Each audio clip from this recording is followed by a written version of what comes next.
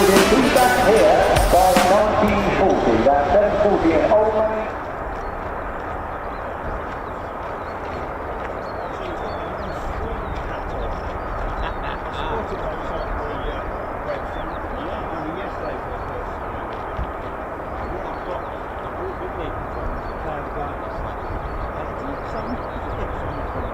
Yeah, I've been making it. It's good. Just about ready to go. Haven't said anything about quick climbs, but I'll turn my scan off now. Yeah. We'll just take what we can get. Unbelievable.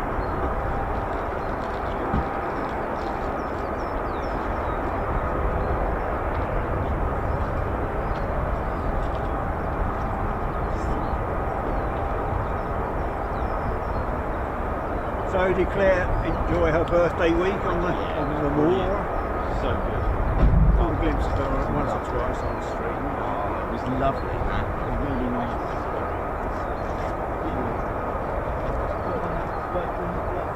Yeah. And you had some of the mist as well. I thought it looked really good. Atmospheric. It's fantastic. Yeah, it's definitely lovely.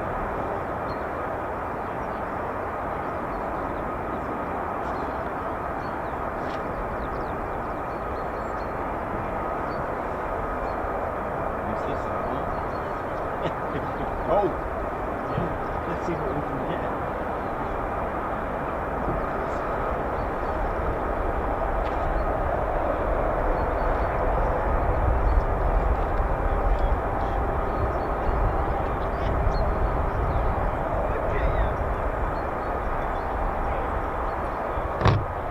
Right, I think we're ready, Ted. How we doing, ladies, gents, and teddy bears? A very good morning. Nearly 3 hours earlier than expected to start, but there you go. This is what happens. You can never predict these kind of things. It is military aviation. Don't forget, my schedule times are an absolute guess. There's nothing really that I know of. It's just literally pure guess.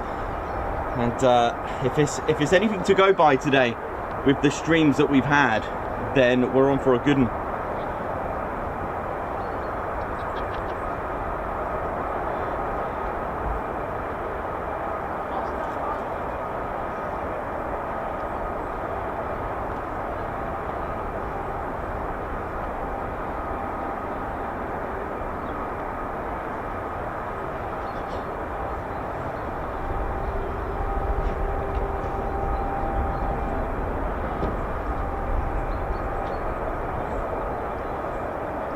F-15s and 35s running, I think? Yeah.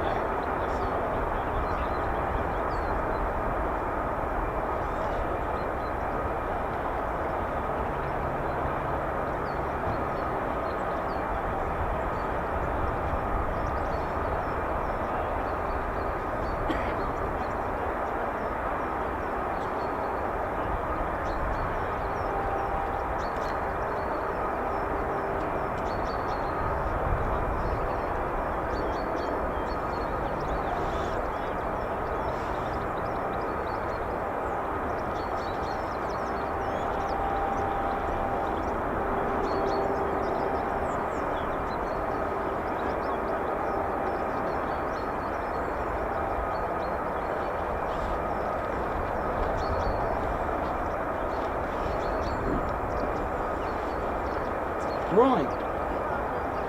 Let's see what we're going to get today. A lovely day, you know. It's a great day. Welcome and good morning, good evening, good day, good afternoon, wherever you are watching from in the world. Ted Coningsby channel live here at the 48 Fighter Wing, home of the USAFE, United States Air Force in Europe. This is a fighter station. Oh yes, you better believe it. And you can hear in the background F-35As spooling. Welcome to the Ted Coningsby channel. Now it looks like we've got F-35s taxiing out, and they are using runway 05, which means they're coming towards us steady. Now, I know I've put on the thumbnail Ted's Quick Climb Friday, and by the way, what a lovely thumbnail. A photo taken by our good friend Richard Brown. Thank you very much. But remember, they don't always do quick climbs, so it's one of those where you just got to rely on your luck. So we'll see. We shall see what's going to happen. But welcome, ladies, gents, teddy bears. And the 48 Fighter Wing, of course, comprises of many aspects, many components, from the security forces, OSI, the LE, to the controllers, communications squadron, the LSRs, ground crew, ground chiefs, crew chiefs, fighter generation squadrons, armourers, and of course fighter pilots, there's fighter squadrons, and the fighter, and don't forget the 48th Medical, keeping everyone safe and secure at the Lakenheath Fire Department. So many roles, so many technicians, electricians, mechanics, so many. The actual component that flies is the 48th Fighter Group, or the 48th Operations Group, OG. Not Fighter Group, that's World War II. And there are 4 combat-ready fighter squadrons of RAF Lakenheath. We have the 492nd Fighter Squadron, ladies, gents, teddy bears, who fly the F-15E Strike Eagle. Oh yes, locally known as the Bowlers. Their official nickname are the Mad Hatters, and that pretty much suits us down to the ground. Bowlers, guns up. Next up, we got the 493rd Fighter Squadron, the Grim Reapers, and they fly the F-35A. And from what I've counted, they have flown at least 18 different aircraft in their history. The Grim Reapers, the legendary MiG killers, and they even have a canopy of one of the victories that the 4 victories of Serbia and Yugoslavia.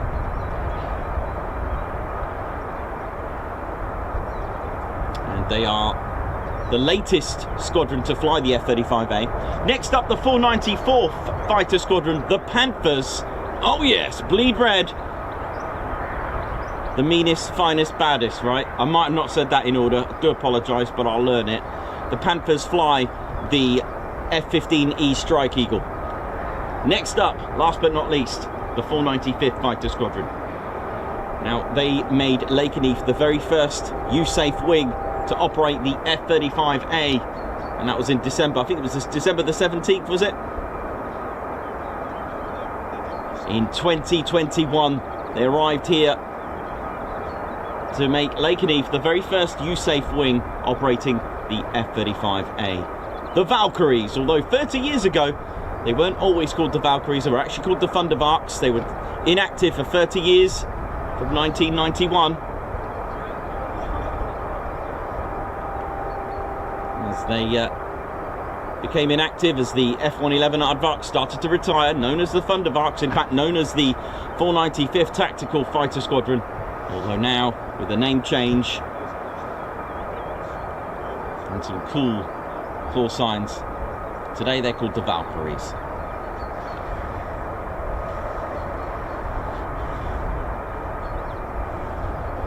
.48 Fighter Wing has a name as well, the only United States Air Force base with a name and a number. The designated number is, of course, the 48 Fighter Wing. They became wing status in 1952. Before then, they were a fighter group.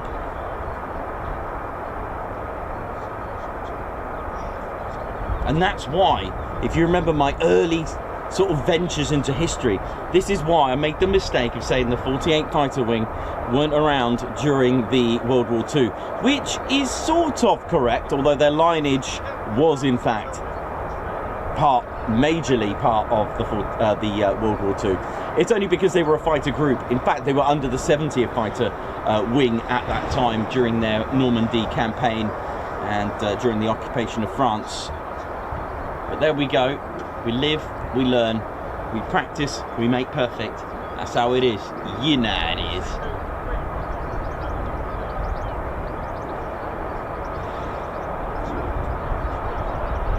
And they got the name because they moved to France in 52, like I said. They were notified and noticed that that the Chaumont Air Base in France that they were at was actually about 20 miles away from the very workshop of Bartholdi, who designed and built the Statue of Liberty in the 1800s. And why not? I think in 1954 they carried out with John Maison, the mayor, as well, held a sort of almost like a naming ceremony for the 48th. And they were called Statue de la Liberté, and they've had that name and retained it since then. I believe from 1954. In fact, to mark the ceremony, they sold a 56 or a 1952 sedan. I can't remember the name of it. They sold a vintage vehicle. They raised $1,700 and got the money to commission a 3-meter version of the Statue of Liberty, which is still there, and there is one here. They made a replica and brought one here with them as well. And we got F-15 starting up as well. Oh, let's ride.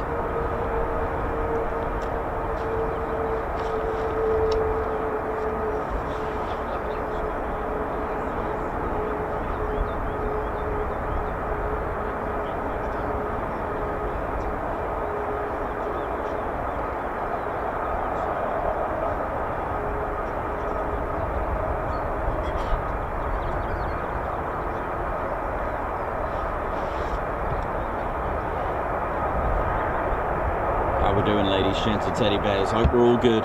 Welcome to the Ted Coningsby channel. How we doing? So we're hoping for quick climbs today. How we doing? There we go. Let me just brighten that up a little bit. F-15E Strike Eagles starting up. My name's Nikos, wearing our FWEEP. Oh yes, actuating system for the exhaust nozzles. Right, how we doing, ladies, gents, teddy bears? Let's talk about what we could get and what we're hoping for. Right, so it's Friday. Yes, it's Friday. Oh yeah, that little tune from Tim Westwood. Bless him. How's Tim Westwood there now? I don't know where he is at the moment. Was he with Capital Radio? Anyway, ladies, gents, teddy bears, welcome to hopefully a quick climb Friday. Ted's quick climb Friday. I know what you're thinking. He's holding a Typhoon. What's going on here? Right, okay then. Let's go F-35. Although this is the F-35B. Right, what's going on with quick climbs? Why does it... That sounds good as well, doesn't it? Everything's on the move at the moment. Right, so it's all about the thrust, the power of an aircraft, and how much it weighs, right? So, as you know, the Typhoon has 2 EJ200 jet engines, okay, producing with afterburner or reheats 20,000 pounds of thrust, right? And from brakes to 8 seconds, it can go into 50 degree, 60 degree, and actually start accelerating vertically. All right, not many aircraft can do that. English Electric Lightning, very similar to the sort of performance of the Typhoon. The thing is, with the Typhoon, like I said, because of its weight and because of its thrust, so you've got to get a balance. The Typhoon can actually do a performance takeoff. All right, you've got to look at the power with the weight. Say for example, this is a plastic toy. Say we did put, I don't know, an EJ200 engine, but obviously a miniature version, right? Just to get you into perspective. if we were to put a little mini, I don't know, put a hairdryer on it, it will start to move. Put 2 hairdryers, it will start to move. However, why don't we put some bricks on it? Get the hairdryer, not going to move. So that's the idea that I'm trying to get to you with the quick climbs and performance takeoffs. It's all to do with the weight, all right? But the thing is, if it's heavy, all right, let's double the weight of this, keeping the thrust. If it's heavier, if you start adding more payload, it isn't going to perform as well, yeah? It's all to do with the weight and the thrust that it's got, the thrust to weight ratio. So the heavier your aircraft, if you've got the same power, so let's call it 40,000 pounds of thrust, right? But if you make this plastic toy heavier, it's not going to perform as optimal as having less, all right? So that's one aspect. So what do you do then if your thrust to weight ratio isn't as good? So you got full payload, you're ready. What you do what's called a quick climb.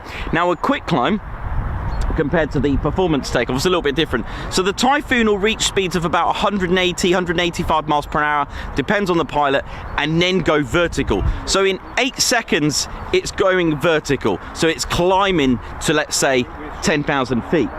Now, with the F-35 and the F-15E Strike Eagle that's here, what they need to do, their thrust to weight ratio, because of the amount of payload, etc., and fuel that they've got, they are a heavier aircraft. They may have a lot more power. I mean, the Pratt & Whitney F-100 229s on the F-15E Strike Eagle produces, what, 58,000 pounds of thrust? It's more than the Typhoon, but wait, it's heavier. Stick those on a Typhoon.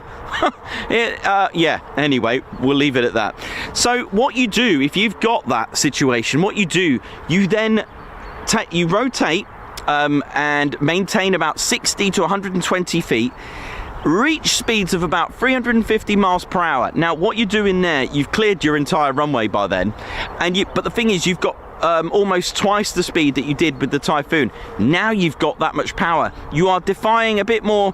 See, gravity's trying to hold and push down. Thing is, now you've got 350 miles per hour. When you tilt your aircraft and pull back on the stick, reaching 5 to 6 Gs, you can then start to climb. So think about, in that time, by the time it rotated to clearing the runway, think how far that Typhoon's already got. So it's a different way of doing it. So like I said, because it's a heavier aircraft, it would need to gain the speed so it can accelerate vertically, and that's the difference, okay?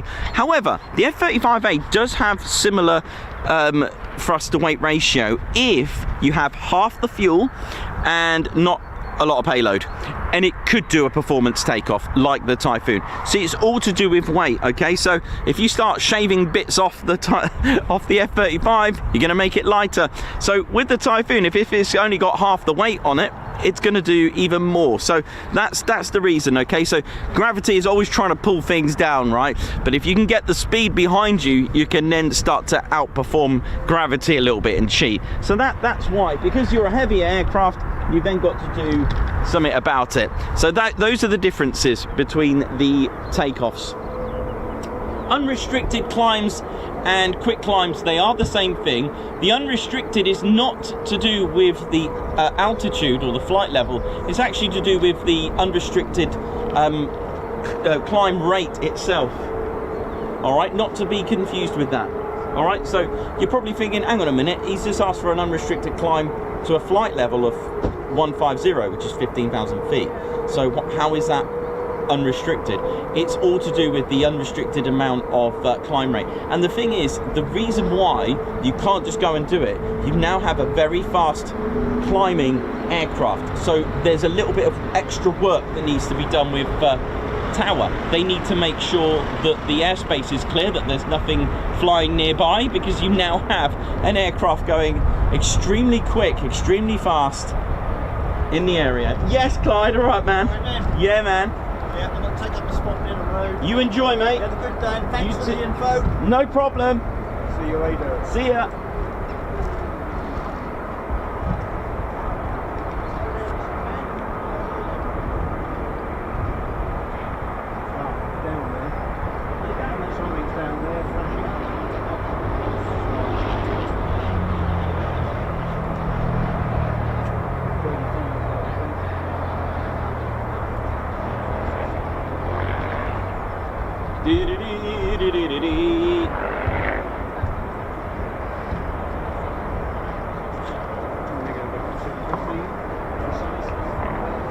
could be.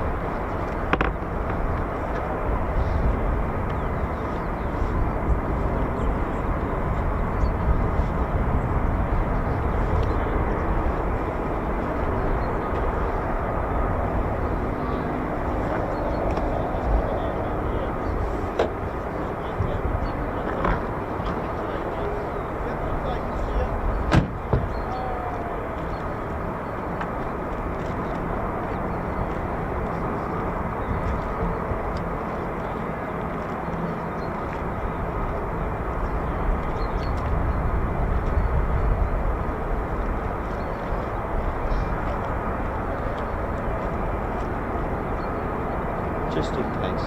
Yes, good idea. Just do it now rather than the unfortunate of, oh dear, I should have done that. Oops. Yes. Don't think there's going to be anything like that today, but safe than sorry. Feel better. You feel better anyway. Right. Can you see that? Let's have a look. Yes. Here's trouble. There's 1, 2, 3, 4. Will we get quick climbs? Not sure. The clouds. Well, they might make it a little bit atmospheric. My name's Nick. I'm your cameraman and commentator. Welcome to the Ted Coningsby channel. Starting a little bit earlier than predicted. I put 9:30. It's 7:10, and they're creating a buzz down the down runway 05.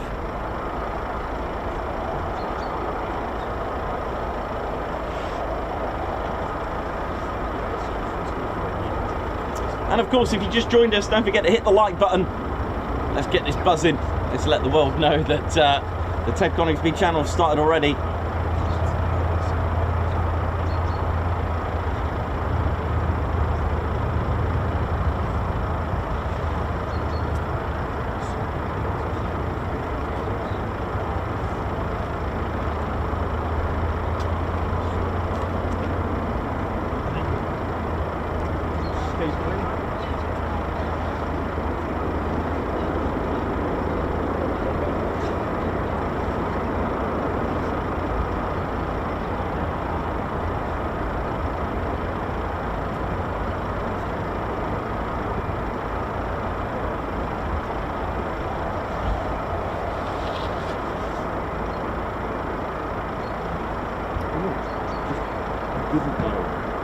They didn't know.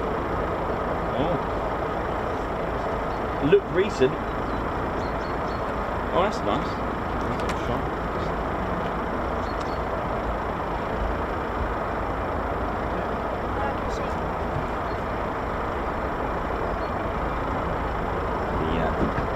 The F-35A, powered by a Pratt & Whitney.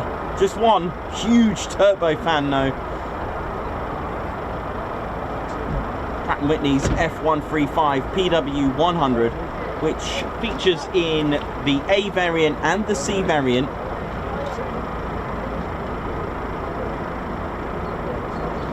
Get ready, ladies, gents, teddy bears. It's going to be loud regardless. So yeah, as mentioned, quick climbs, unrestricted climbs. One simply can't just do a quick climb. You have to request it to tower. It has to be requested, because everything is managed and controlled by the RAPCON, Radar Approach Control, here at Lakenheath. That's right, Lakenheath Tower. You have to abide by all their rules for safety. Of course, this is not just here, it's around the world. All aviation is subject to control by an air traffic controller. They control the traffic. This is literally, as it says on the tin, as they say, but if you've got an unrestricted climb or a quick climb or a performance takeoff or even a QRA takeoff,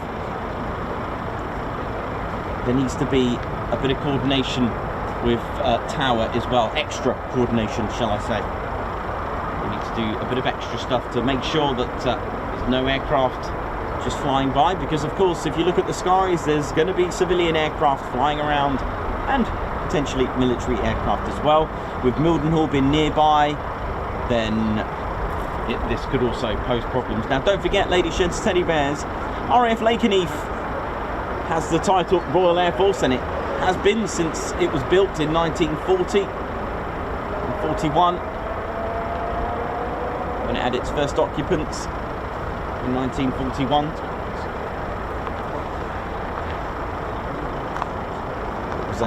Became a United States Air Force base in 1948. The 48 fighter wing arrived here in 1960.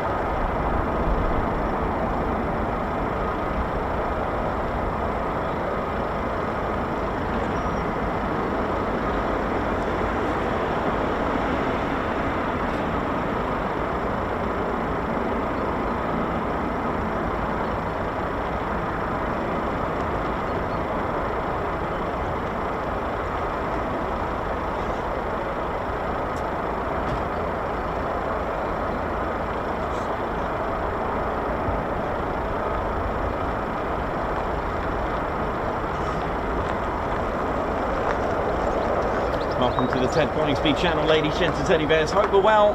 We are in the official viewing area. And welcome to you all. A big, happy, smiley, in the green Friday, where potentially I could go in the blue today, which is great. Blue is good. Blue is euphoric. Blue is ecstatic. So, of course, stay in the green. It's always good to be mean, clean, 48 fighting machine. I don't know what I'm on about, but hey, they're using runway 05, so enjoy. Here we go. Let's see what we're going to get today. The F-35's parked up at the EOR. Morning, all right? Morning, Nikos. So hopefully we'll get some quick climbs today on this beautiful day. You're right, yeah? Yeah, I'm fine, mate. Yeah. Good. Say hello to the rest of the stream for us. No worries, mate. You enjoy your day, yeah? Yeah, I've got too long to be here, but what's going on today anyway? It's a sunny day. Yeah, but that's another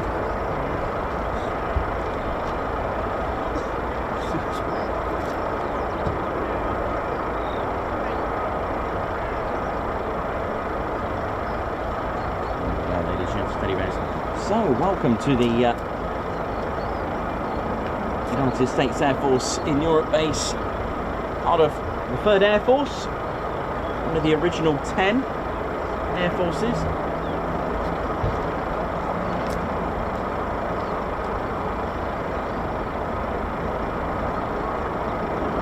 3rd Air Force's HQ is out at Ramstein Air Base.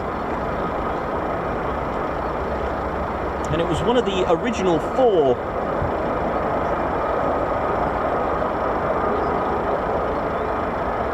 Air Forces that were derived, with a way over 80-year legacy now. It's got a long history and it does predate World War II.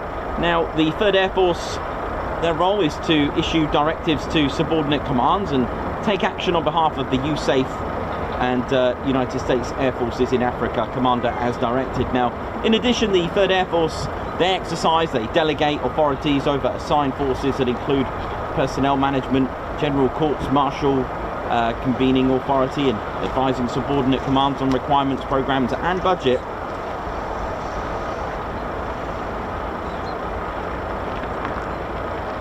And their motto are the 3 Ds of the 3rd Air Force. 3 Ds: develop, defend, deliver. Now, the 3rd Air Force units are the 31st Fighter Wing,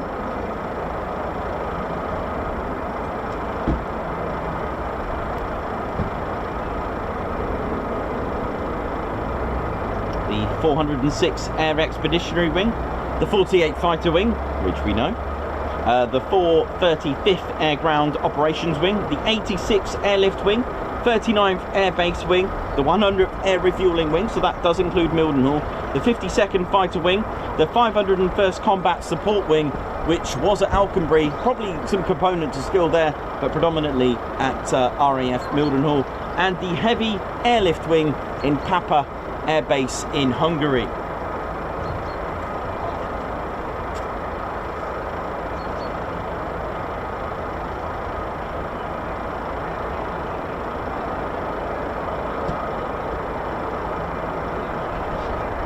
So we've got a bit of everything at the moment spooling. We've got F-15E Strike Eagles and F-35As spooling. Okay, something's on the move now. Oh yes, here we go.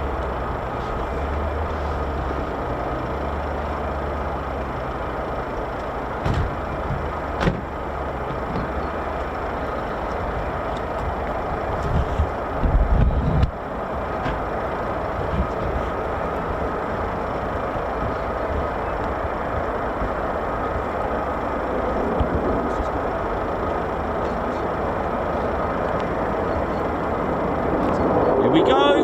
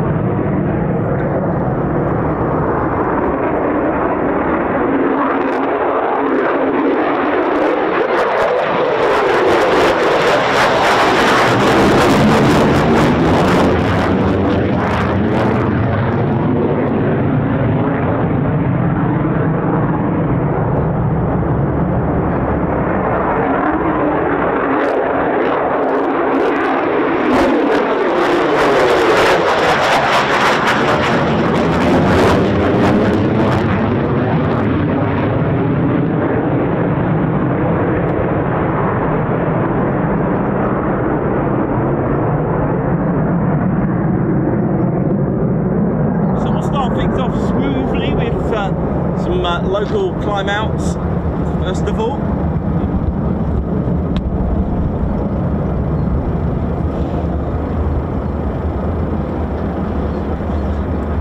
That's what I mean, you don't always get quick climbs, although it does feel like a quick climb Friday today, I'll tell you that. Ted, what we got on the scores, mate?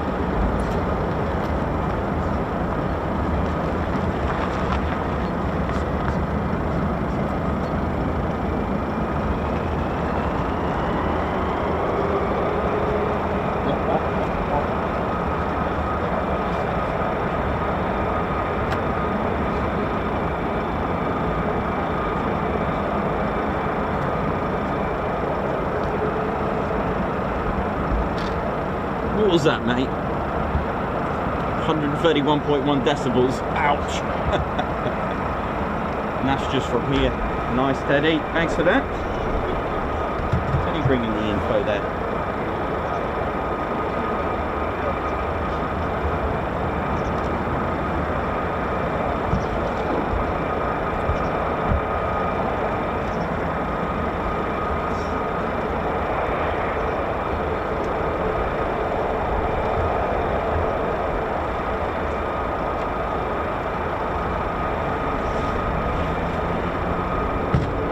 Ladies, gents, teddy bears, welcome to the home of the 48 Fighter Wing. Welcome everyone, hope we're all good wherever you're watching from in the world. Sorry about the second one, I bumped into my own tripod there and kind of lost the F-35 for a few seconds, but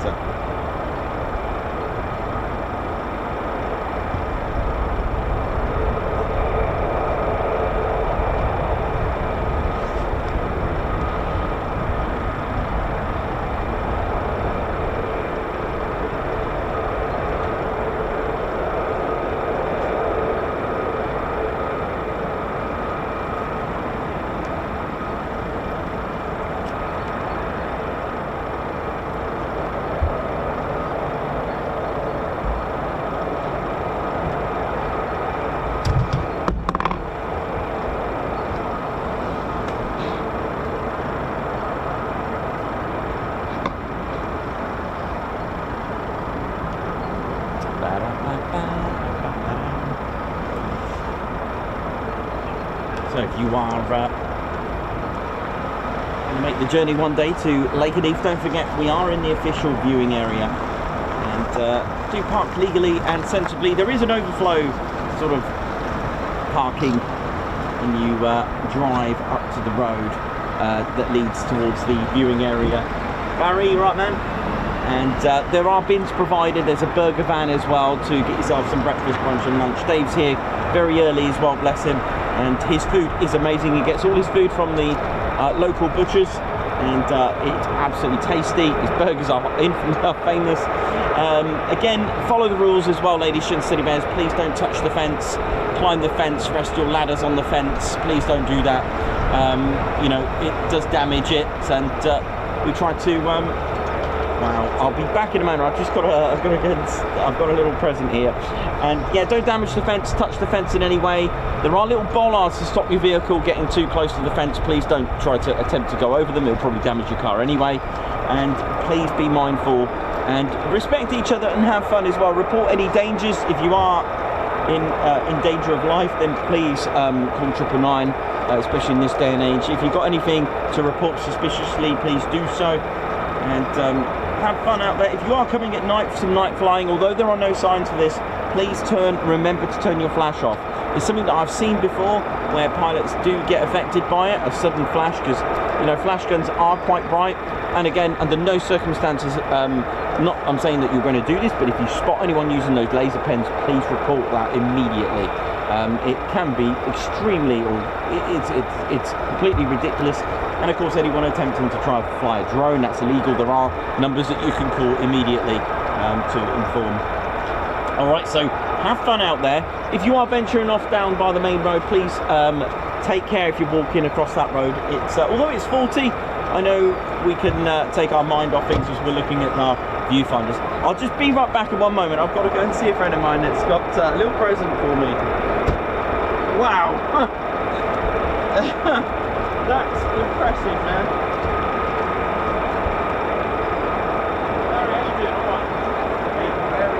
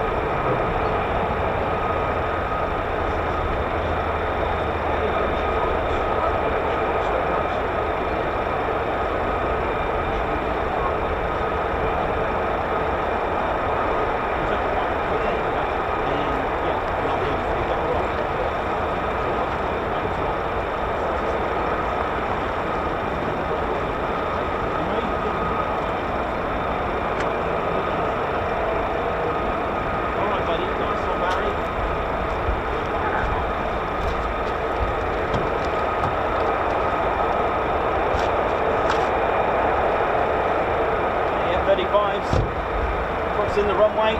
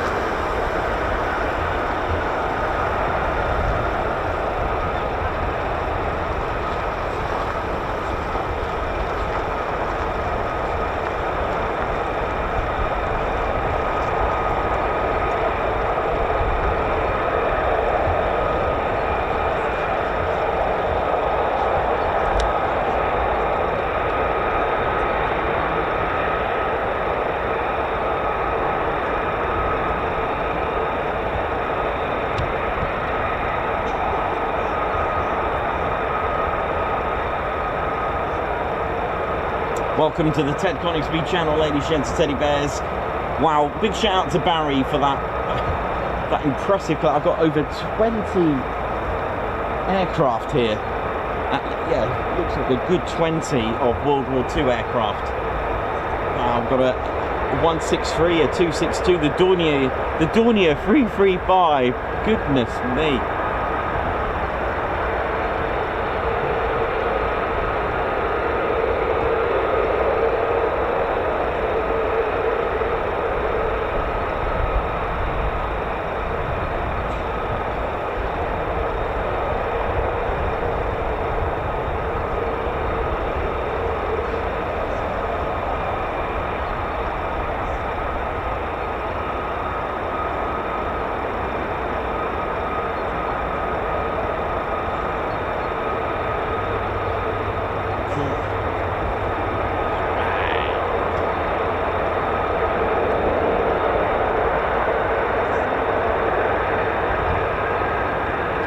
So they are using runway 05. No quick climbs just yet. We've had 4 departures already. But still early days, still early days.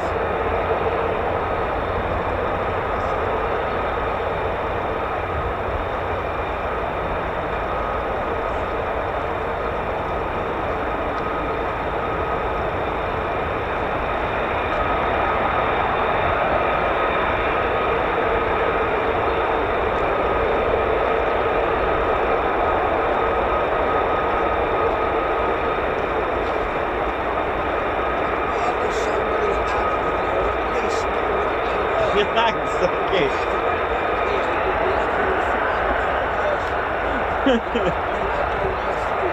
Oh, there's a cracking aircraft. What was it? Something like 440 miles per hour, wasn't it, for a propellant?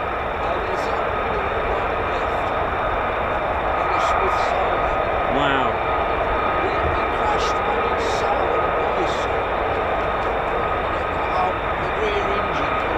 Right, okay.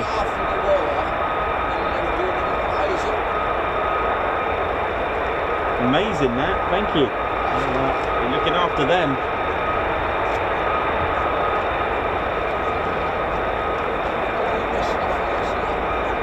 There were just 4 standard climb outs. There's loads yet to go. Yeah, there's loads to come out yet. That was only 4, so that's fine. Yeah, I've got a feeling it will. Ted's made the call. Nice one, Teddy. Oh, hello. May see an F-35 just taxi up or down the catwalk. Again, the catwalk. This is what the Ted Coningsby channel call the catwalk. Yes, it is called a taxiway, but we've called this section the the catwalk. TCS vocab, original. And to our right, that's called the Warrior Walk, named after the Lakenheath warrior who was excavated in 1997, and he dates back over 1600 years. Buried with his horse and offerings, sword, shield, weapons, beads, jewellery, the lot.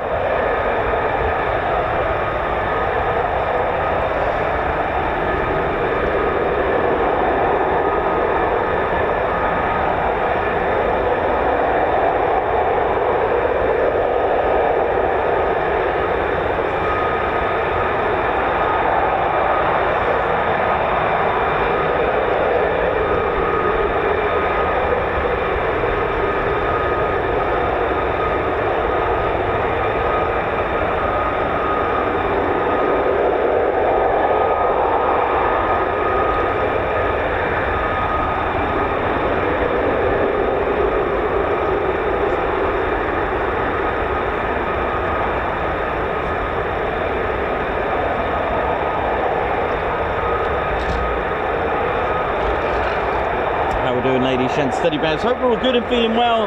Our last stream of the week, and what a week it's been. It's been an absolutely fantastic week. Highlights, apart from Naif's 2 displays, of course, definitely Marham and Mildenhall, right? Wow.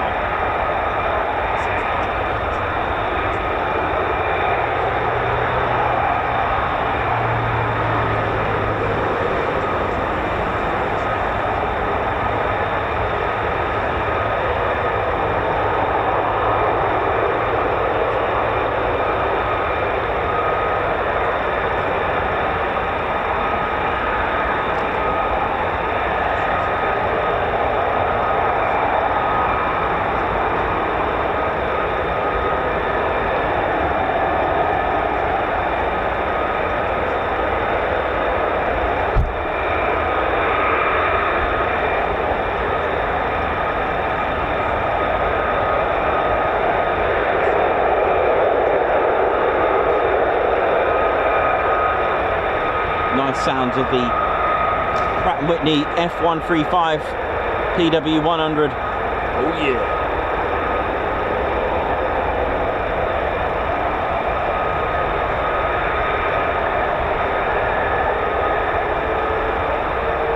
And another startup. Should be on for a busy one today. Let's hope so. Quick climbs or not, we're still here, still having fun. And having a good time, enjoying the fighter jet action that's here. 2 aircraft that we could see here, the F-15E Strike Eagle and the F-35A Lightning II. One of 3 of the main variants. The F-35A, this is your more agile, plus 9G rating on the airframe. Mach 1.6.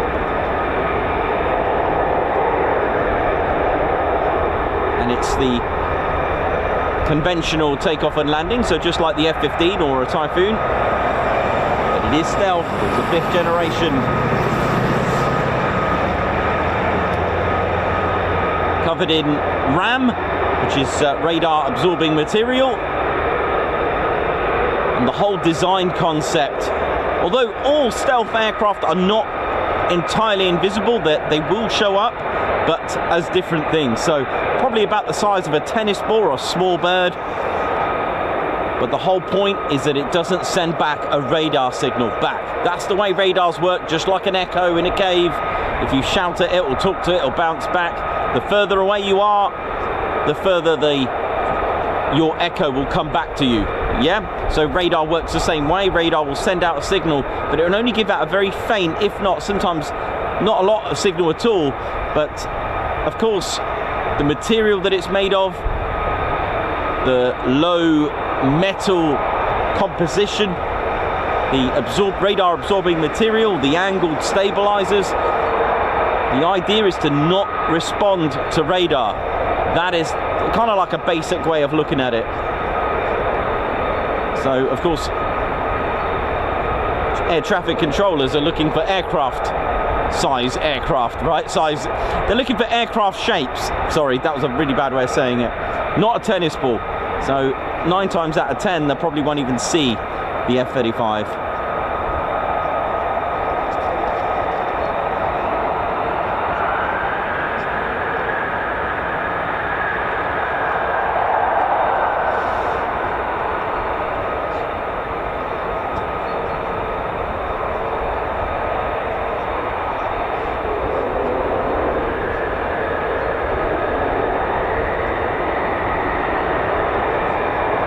Nice sounds.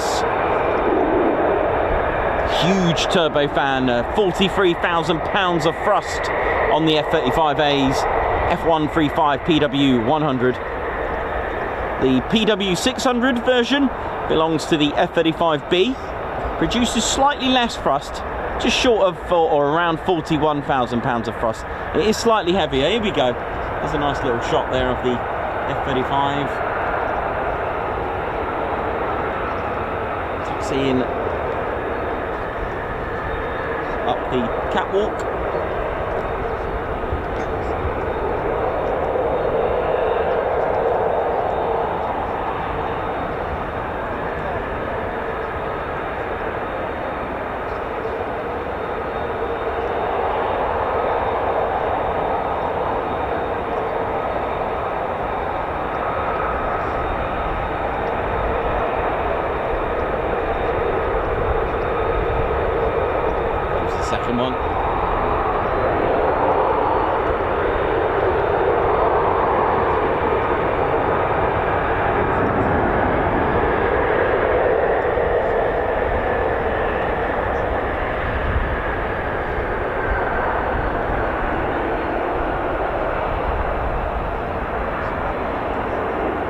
Now there are F-35s that have just crossed the runway right at the top, very, very far.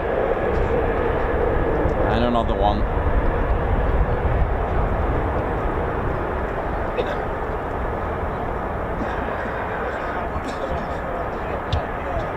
Runway 05. Oh, here comes an F-15 as well.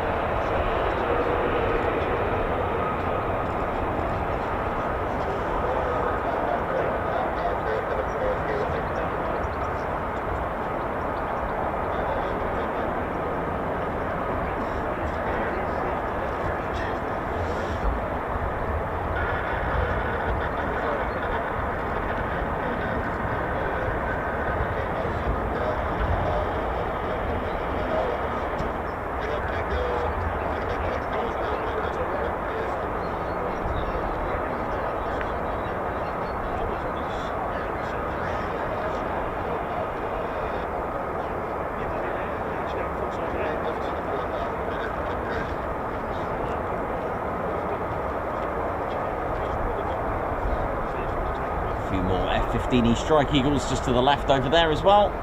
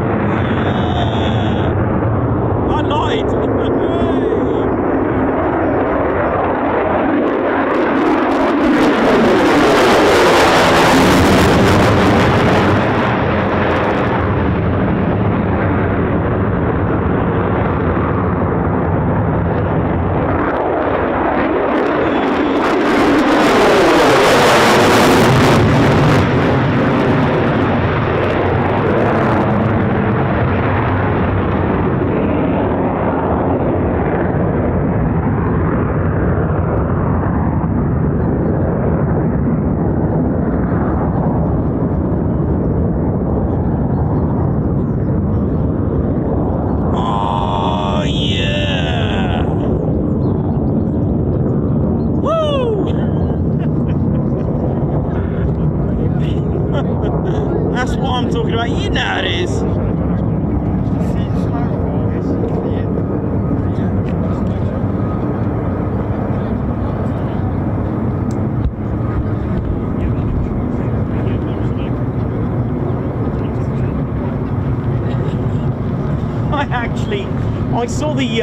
I saw the smoke come out. I was like, he's. I forgot to let you know that the afterburners turned off so that the gear can retract. I forgot that myself, and I thought it was going to be a local flight. There we go.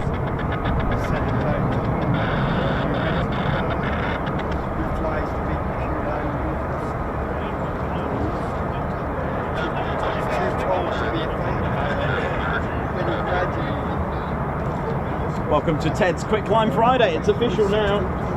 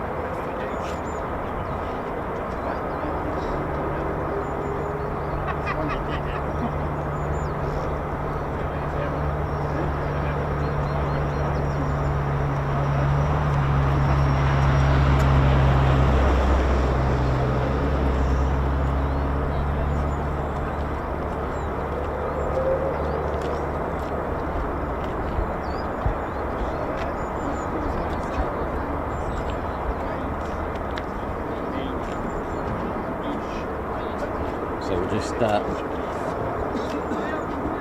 ready for more. So that was 4 quick climb. Was that 3? Was that 3 ship that went out there? Makes me think it was 3.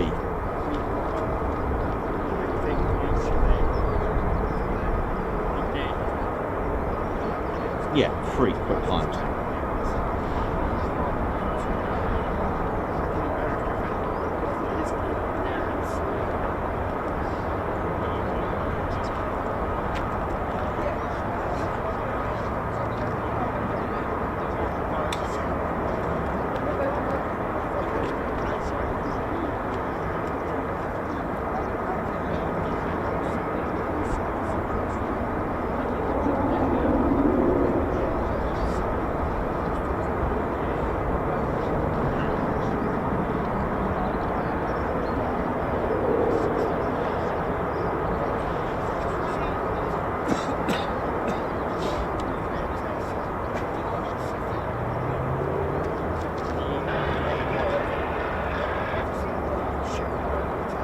Hope you're enjoying this, and don't forget, please share the stream, because I know there's going to be people that were probably looking at my start time is just obliterated as they started a bit earlier than that. I must admit, was not expecting that.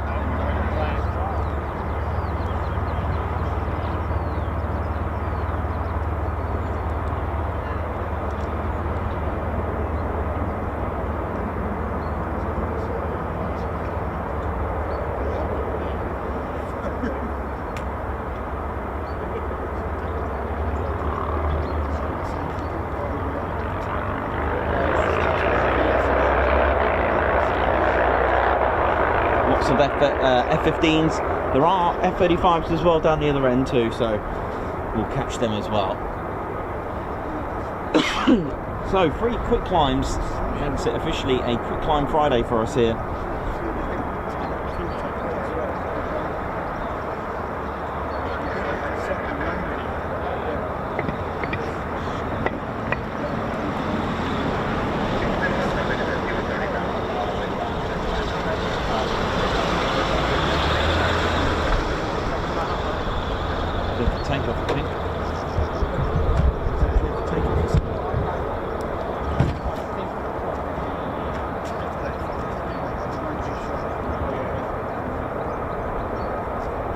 It's time for an F-15. Now they could go quite far out before they pull up.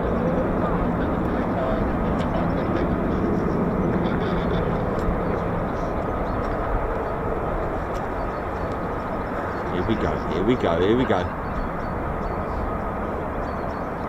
Send it!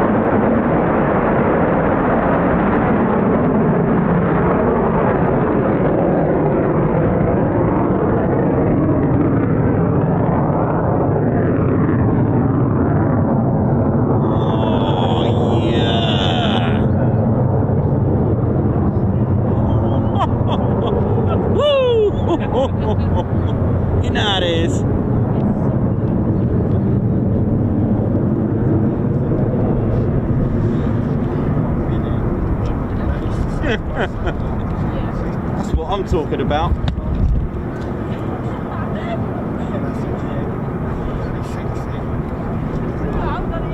131 exactly on the old decibel there. So 131.8, just slightly winning.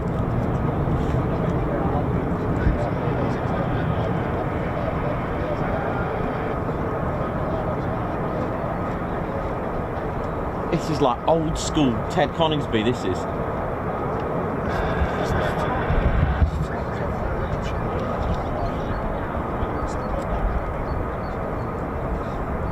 What's going on here? Who's this?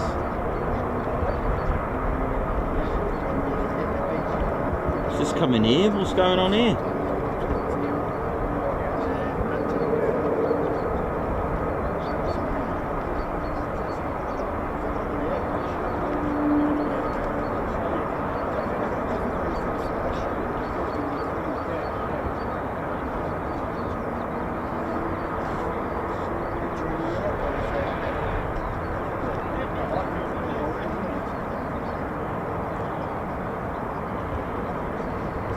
It's coming here.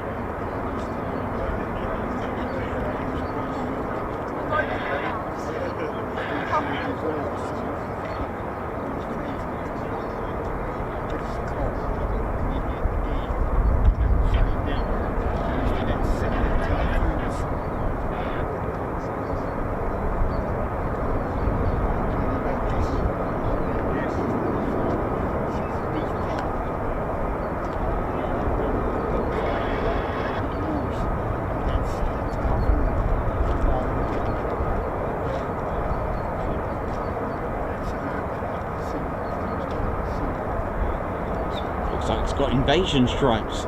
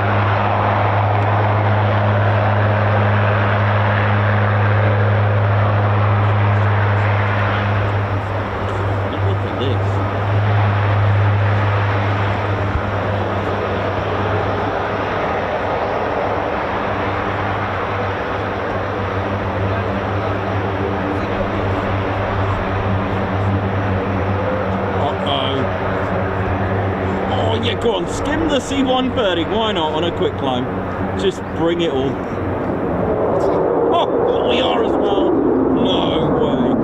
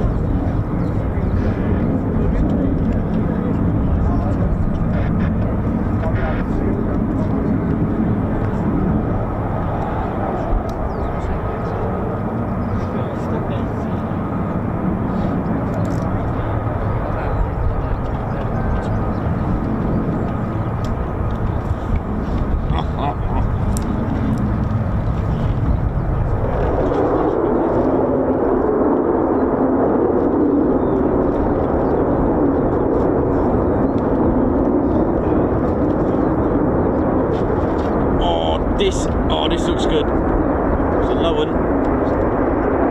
Yeah.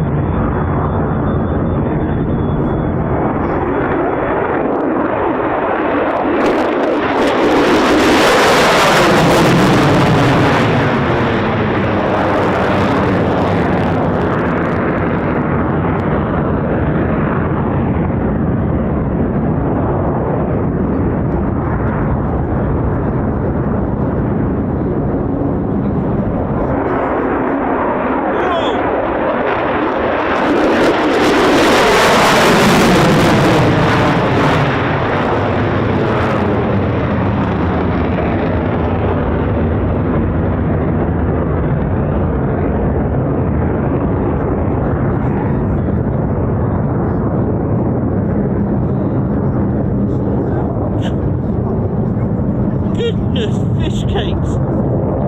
Great turbofans of fire! I'll burn my salmon! That was just incredible! Oh man! Just makes flipping pancakes a bit boring, doesn't it? Oh my word! 132.2 on the old counter. Felt the whole van just shake to pieces. If this van collapses, goodness me, Ted, we're going to be all right today, yeah? Ted's in Ted's shop. Ted, you're right, mate.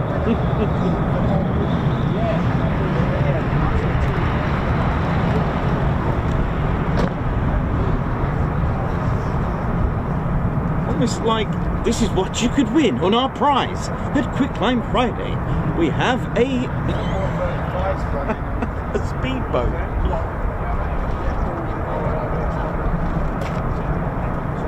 Oh, Ted's buried down.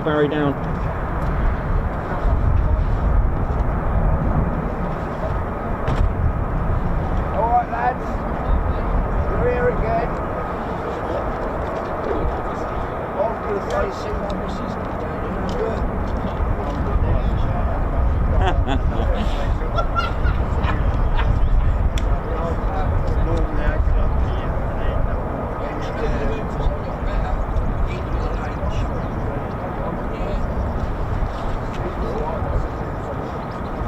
Who's loving this? Who's loving the show? Hope you're all good.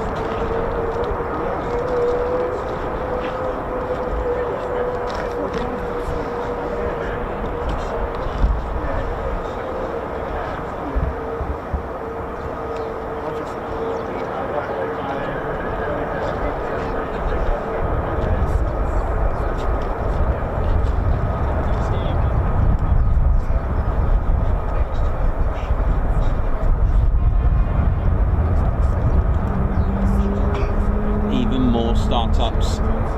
Oh, hello.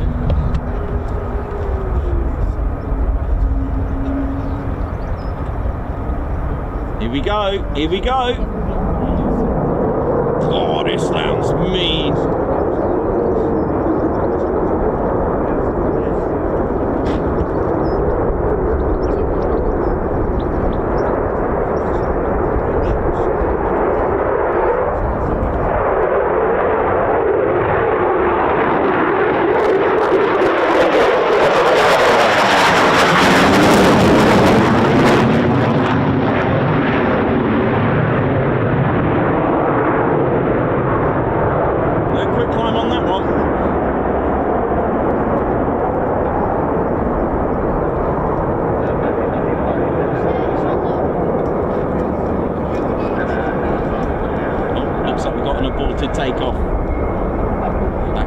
why.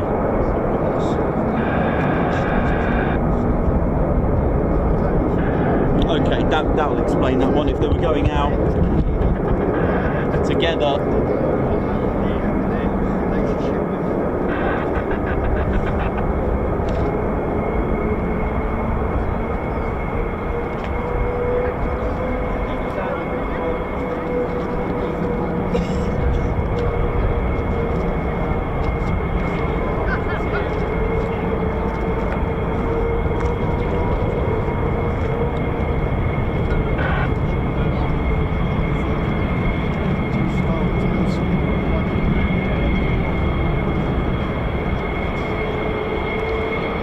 It's definitely been a cracking week, hasn't it?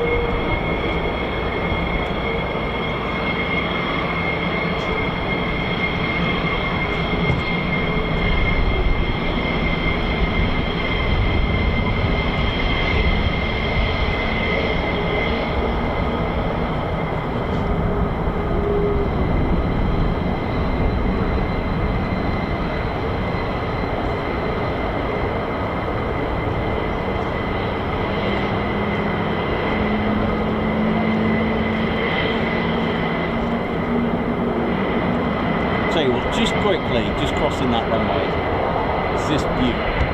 I mean, that is a beaut, isn't it? I love that. D-Day markings on this.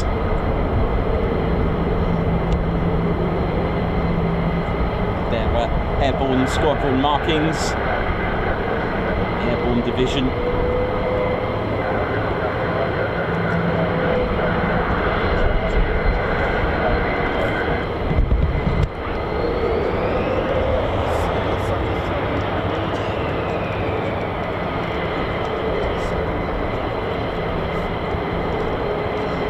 To 10th Quick Climb Friday.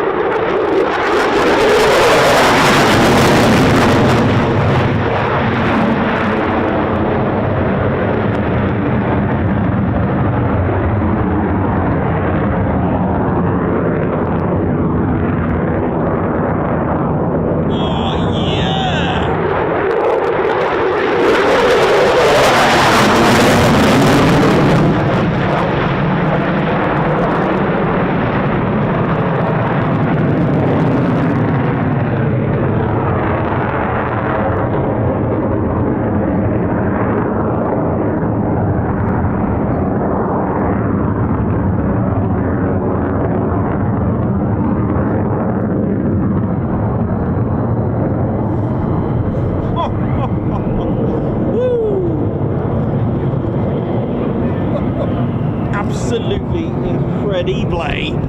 131.8 decibels on that.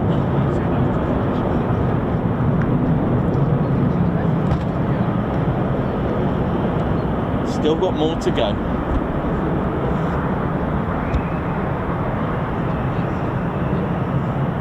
There's been some phenomenal, I can't really say that here, can I?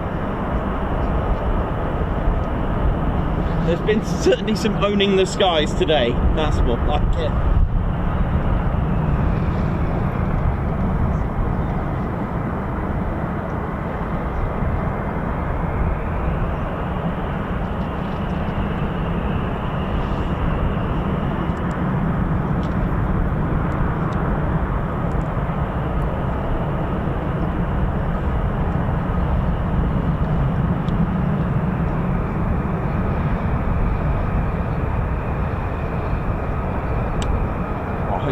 Enjoyed it so far, and it's only 8:10 here in the UK with some fantastic flying today. Absolutely incredible. A nice aileron roll on that first of the two quick climbs.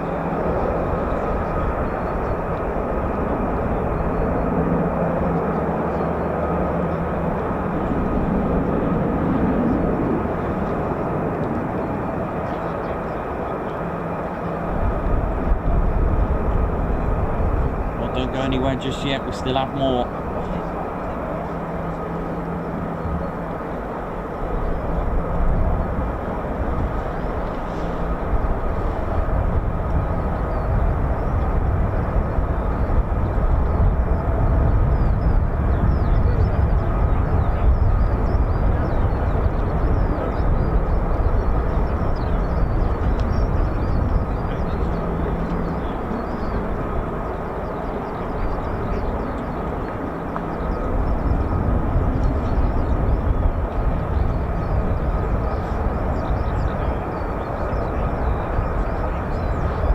Who's enjoying this, ladies, gents, and teddy bears? This is good old classic Quick Climb Friday, isn't it? It does help that today they're using runway 05 with the wind blowing in the easterly direction.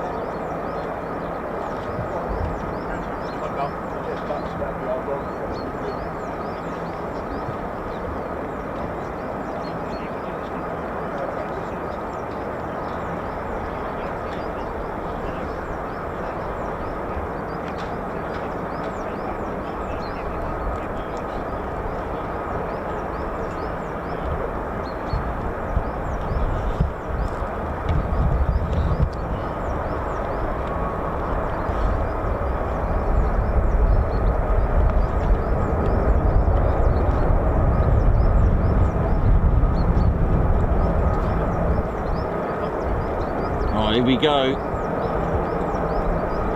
Gents and teddy bears, fasten your seatbelts. We're going for a ride.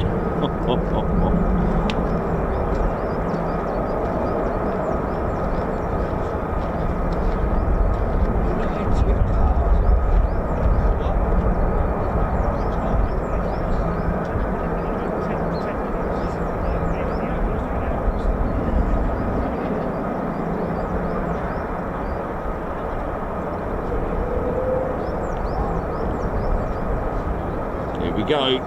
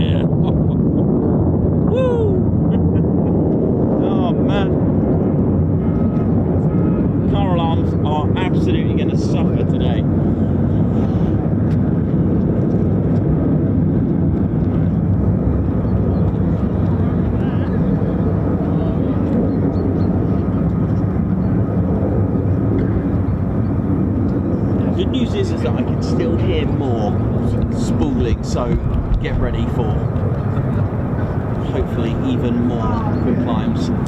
131.1. What have we got? 132 to beat today. Or no, 131.8, isn't it? Yeah, that's the max.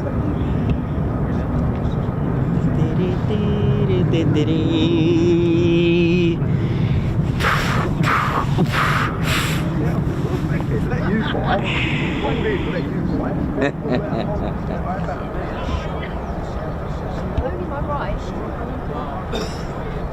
You know it is.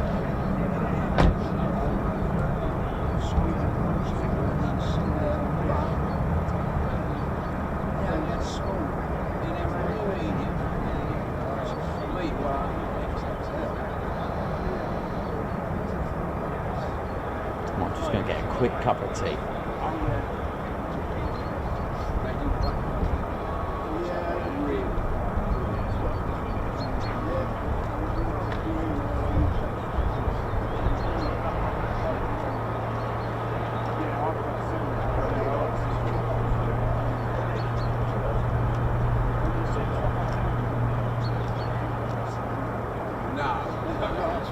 Chinese.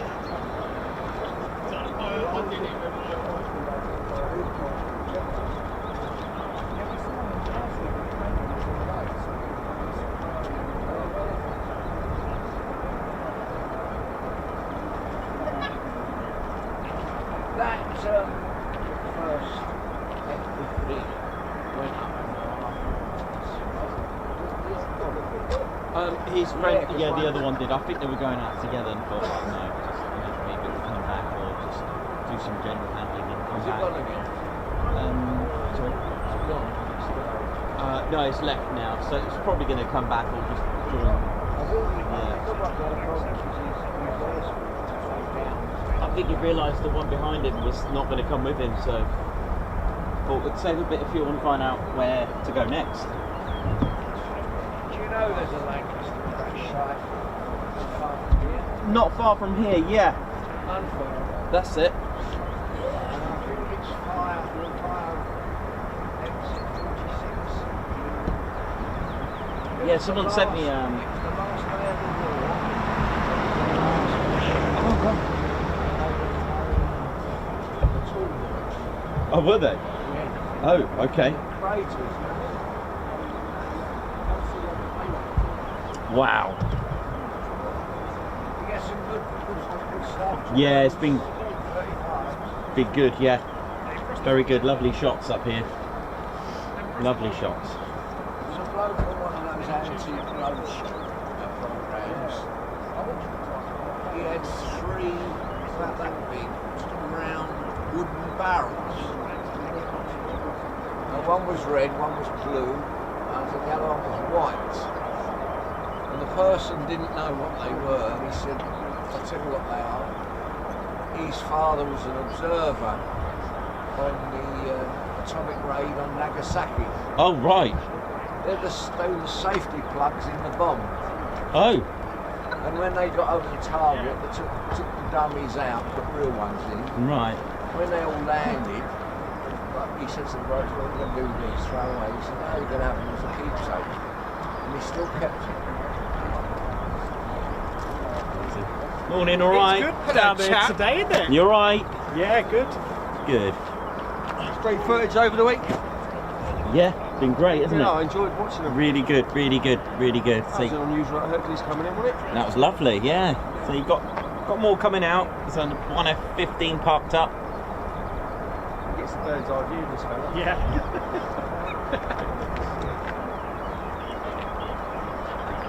Yeah, just the one F-15 at the minute. There was one which went tech, wasn't there? I think it's the one behind that went tech, and I think or both. I don't know. One of them went tech, either the one that didn't go with him or the other one. Have you got food? Sure.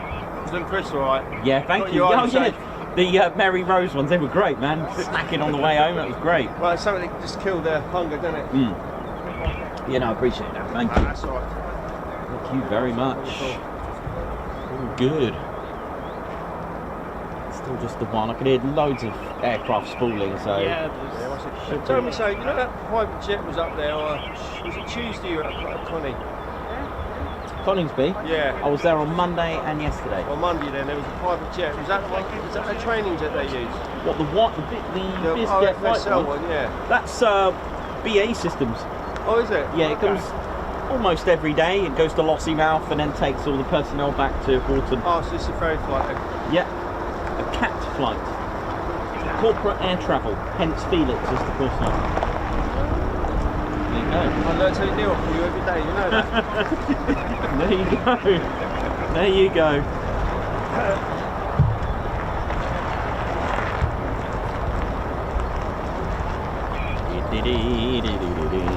I'll leave you to it. All right, have a great one, yeah? Yeah, enjoy. Okay, so we've still got more to come out, and we've had our dose of Friday's quick climbs from this end, which is quite nice. It's nice to mix it up. You know, it's nice being in the viewing area because, you know, when you get a different runway in use, you just get a different perspective. And that's great, it's nice, so you don't have to move about so much. But of course, there are other, you know, you can walk down down by the forest entrance as well. But if you are venturing off, just be mindful of where you are, especially crossing the road as well, and just be mindful of where you're walking. Make sure it is a public footpath and a public access land as well.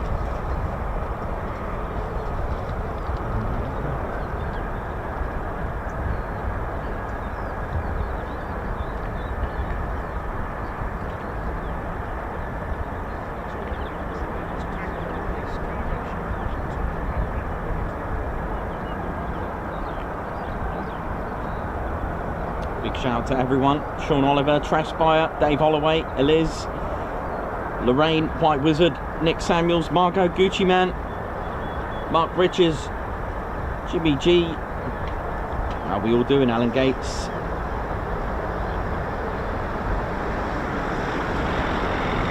We're all good. Ready for more.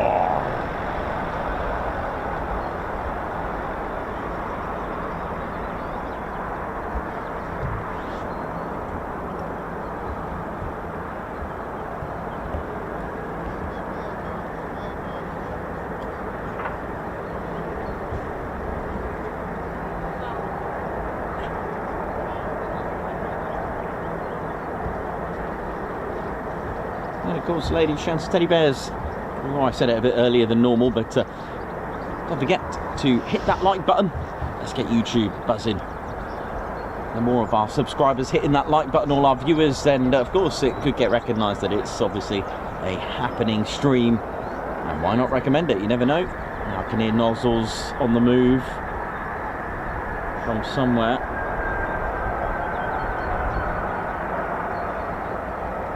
Come join us, subscribe. We hit 86.1k this morning, so thank you to everyone who's tuned into the Ted Coningsby channel. Ride.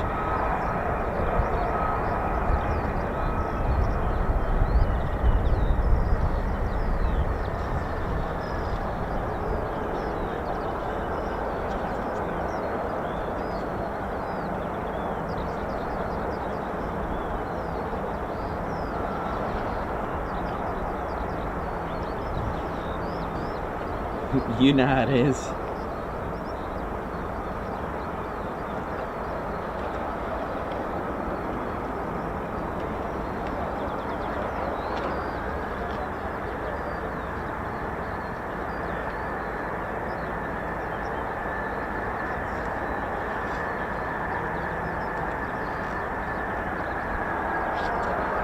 Listen to the huge turbo fan, that little wispy, whiny spooling sound of those compressors and turbines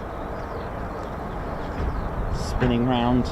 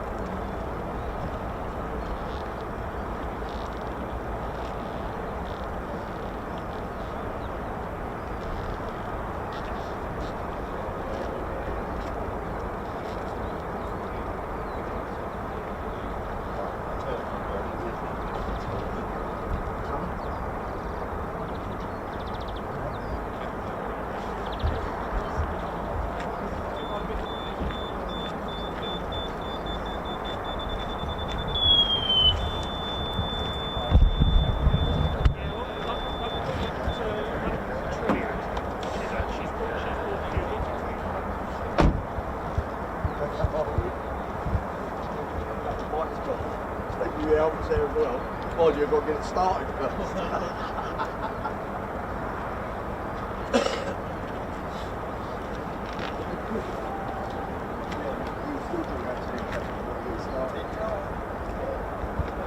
Okay, here we go.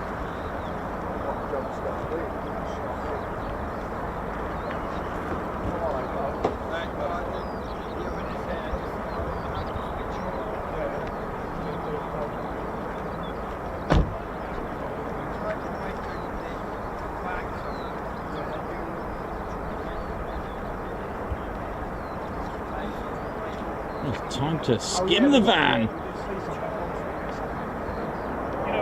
Looks like a scene out of Top Gear. Look at this. Hang on, what's happened here to that? Oh, is it just taxiing down? Has it gone tack? Right, okay. Sorry, just getting the person out of the way.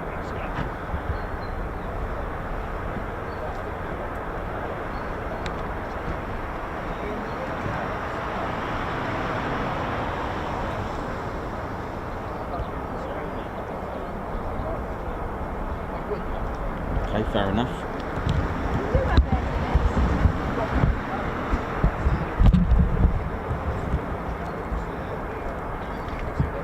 These things happen, of course, so I'll go back to the crew to see what's up with it.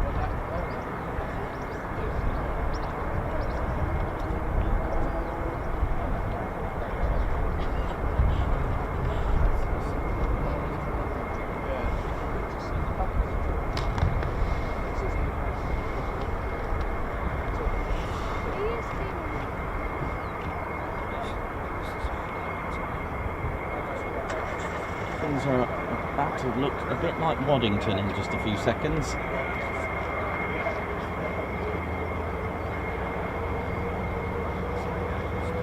Hello, there's trouble. And here comes Waddington. Here we go.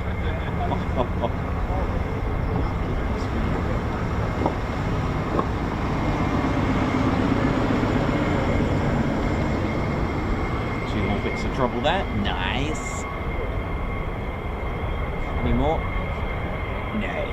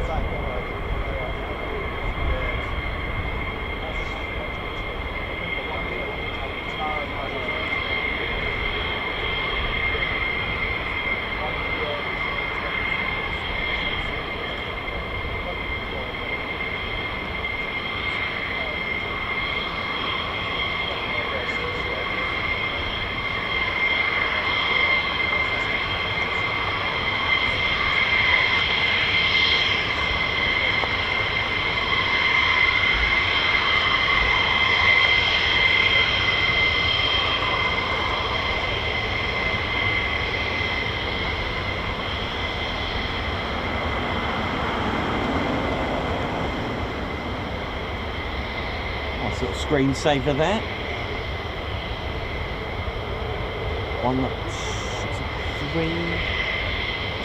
Three F-35s.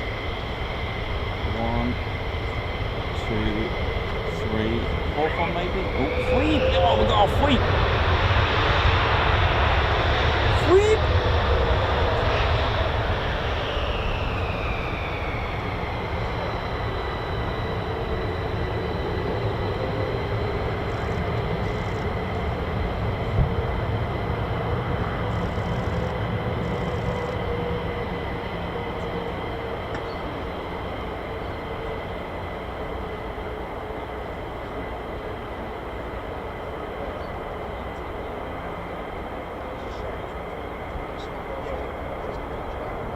Taxi's back using the Warrior Walk.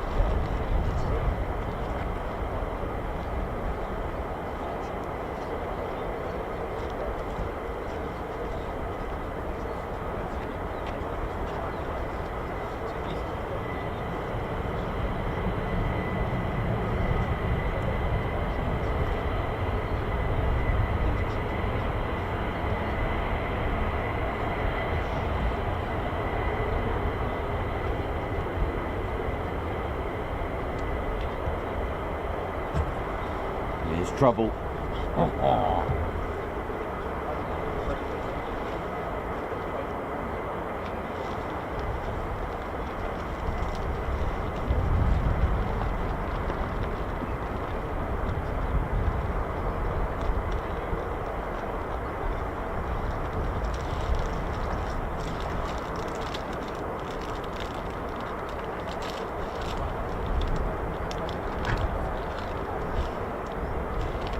The chill, the wind today, but that's always the case when it's easterly winds.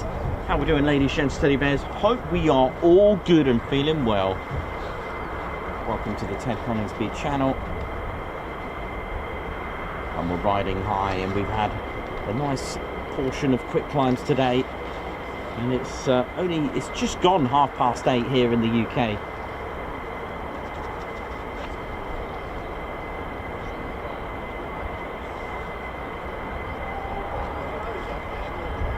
Bit chilly up this end, mate. Come down looking like the snowman or something.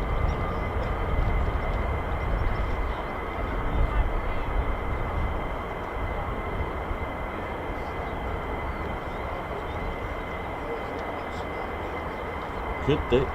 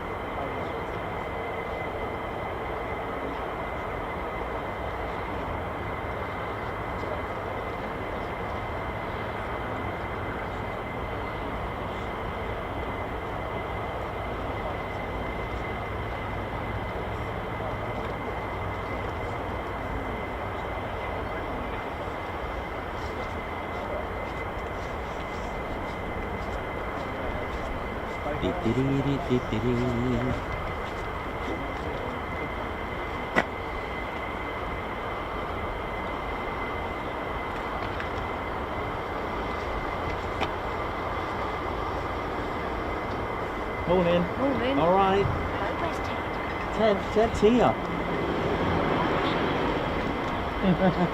Yes, Ted's here. There you go, Ted. Put your barrier on, mate. There he is. He's waving.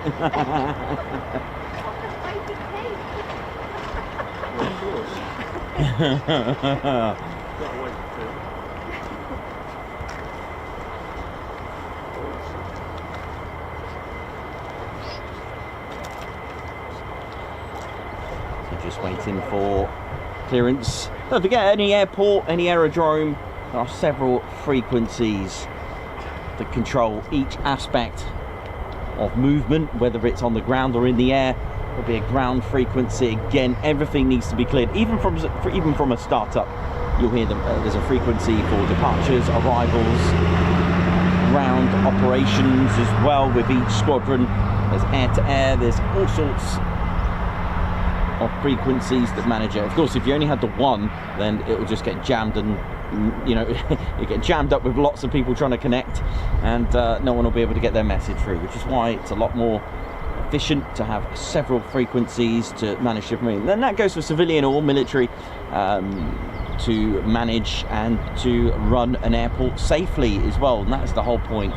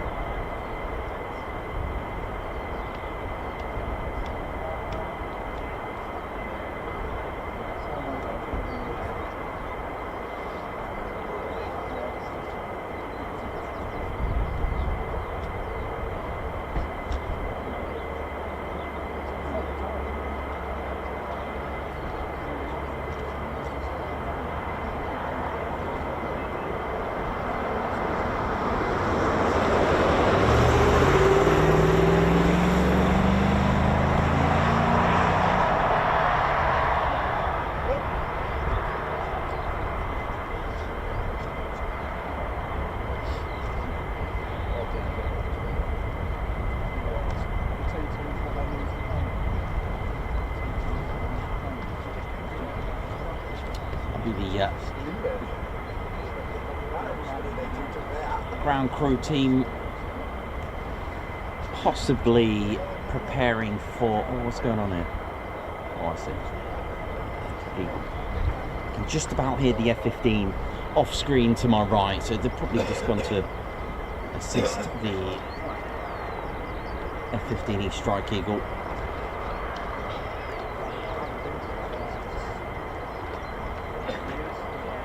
It might be... Looks like they're going to shut it down, are they? Is that a little tow truck?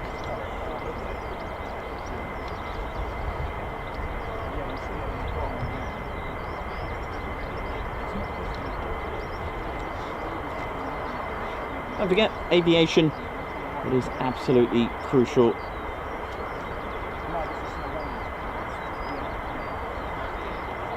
That safety is adhered to.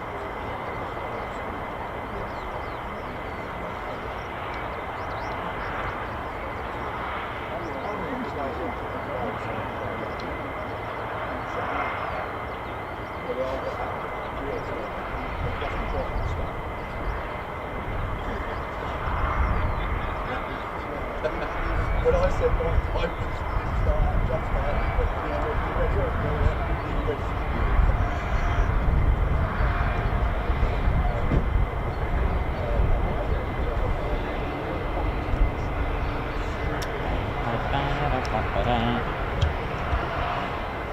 Okay, so we got 3 F-15E Strike Eagles, and then we've had 1, 2, still got our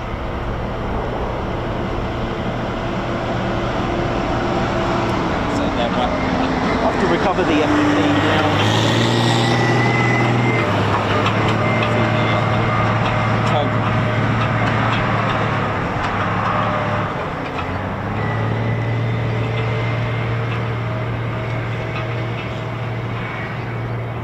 Trouble taxiing across the runway.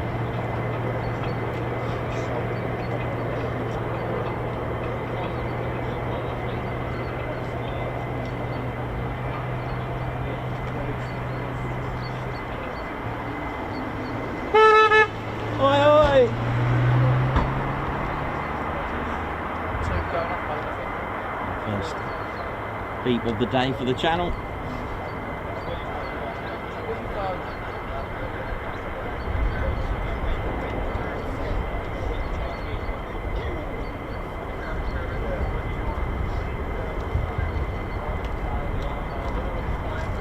Okay, here we go.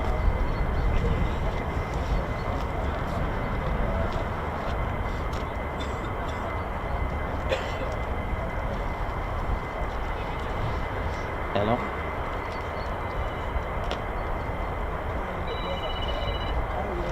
Hello.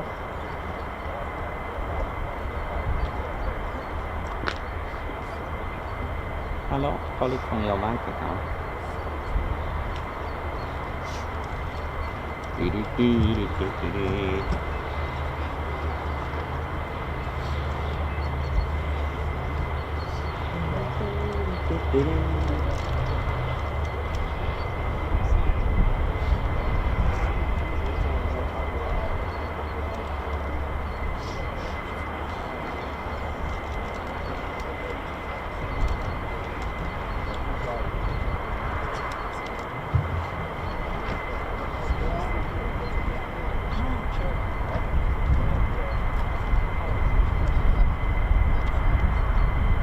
Well, thanks for joining us today, and for those that have joined us all week, what an action-packed week that we've had. Started off at Coningsby with a wonderful surprise of the Memorial Spitfire TE311 taking flight for its post-maintenance air check, almost like an air test, and it did pass. It was officer commanding the BBMF, Squadron Leader Mark Sugden, and announced that it passed with flying colours, so we're all good to go on that respect.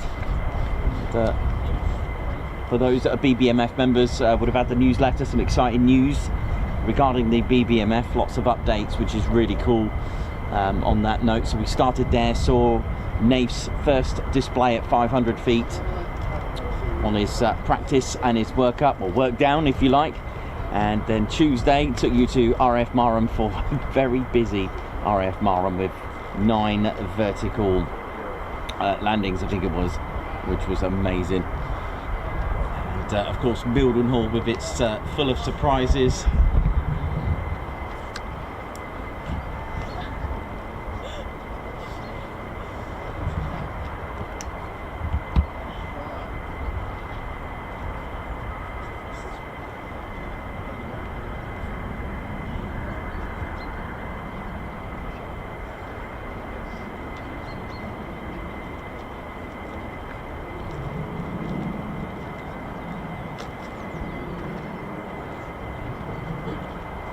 Back to Coningsby yesterday for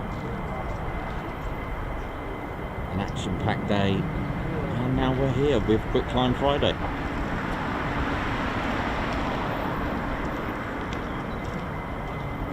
Star of the show, really. I think that was the KC-135 at Mildenhall.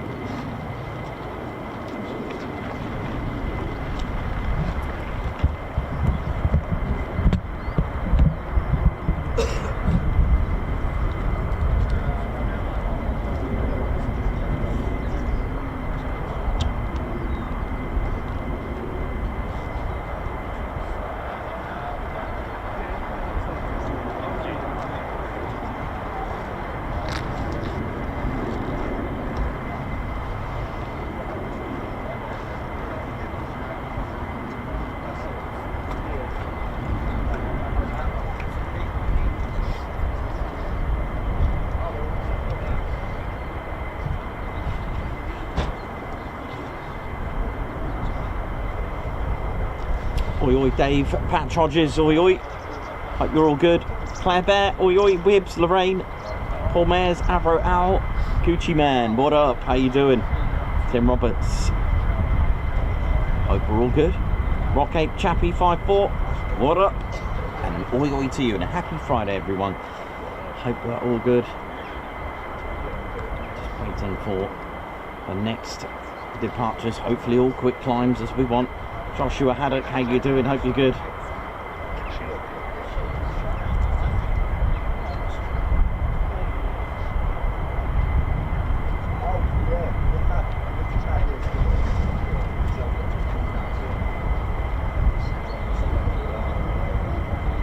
Simon G, thank you very much.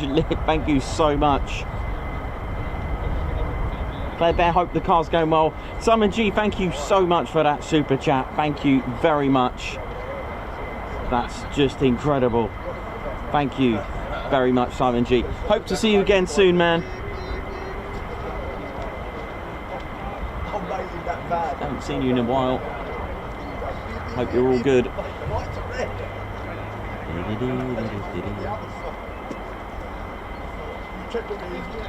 No, he's looking in the mirror like that, yeah. I think he was right behind him, I was sitting on the outside.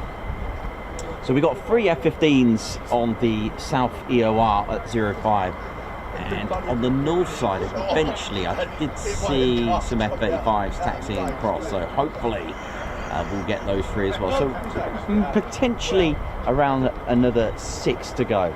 But, let's have a look.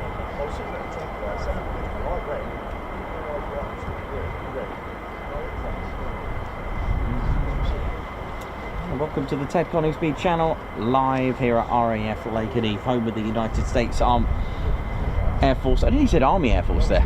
Well, wrong decade, Nikos. Wrong decade. And it's home of the 48th Fighter Wing. So for those that don't know, Lakenheath started life out as a decoy airfield in 1940, with Mildenhall opened in 1934, just in front of us, about 5.5 miles away, the backwards crow flies.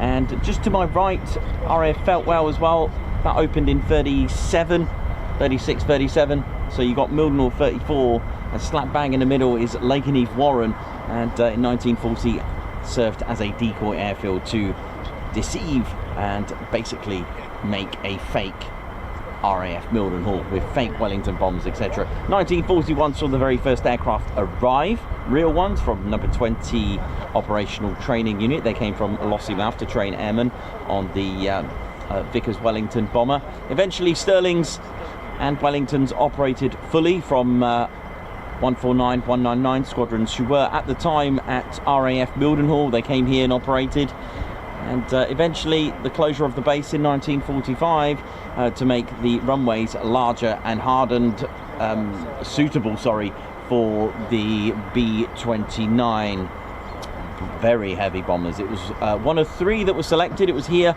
Sculthorpe and Marham, that were selected to become very heavy bomber stations, which is why they're so vast as well. And eventually, once the base opened in 1948, the actual occupants, first of all, to open the base was the 7504th Base Completion Unit, and then followed by bomb groups such as the 2nd Bomb Group and the 307th Bomb Group as well, that were here with their B-29s. And it made Lakenheath a United States Air Force since 1948. Been like that since then, with B-47 Stratojets. There were B-50s. It was part of Strategic Air Command during the Cold War period as well. And until 1960, when the very first aircraft and the wing, the 48 Fighter Wing, arrived here in 1960 with the F-100D Super Sabre. Eventually after that, in 1972, the Phantoms arrived for a brief conversion, just for 5 years, until 1977, when the F-111 Aardvarks took to the scene, and welcoming back, after a good 30 years of being deactivated or inactive, with the 495th. Now Lakenheath's 48th became the tactical fighter wing while they were in France, and these squadrons were also tactical fighter squadrons, now all 4 operating the F-111 Aardvark. Taking part in El Dorado Canyon with the longest combat raid in history, with a good 14-hour flight. Lakenheath F-111s, 24 of them took part in that, due to flight restrictions, making it, I think it was 3,500 miles or so.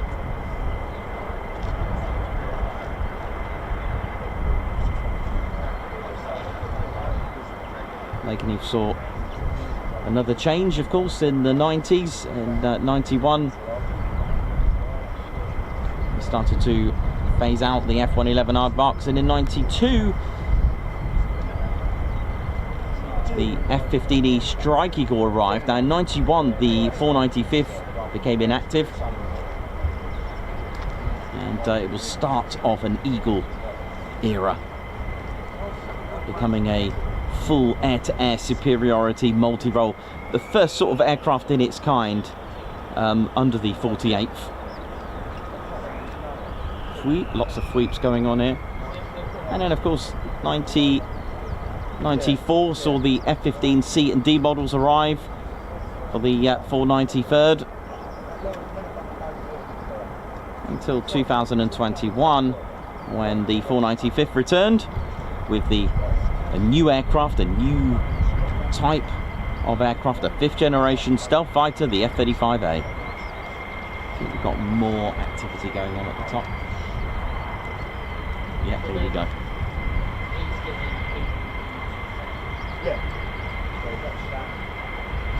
And in 2002, the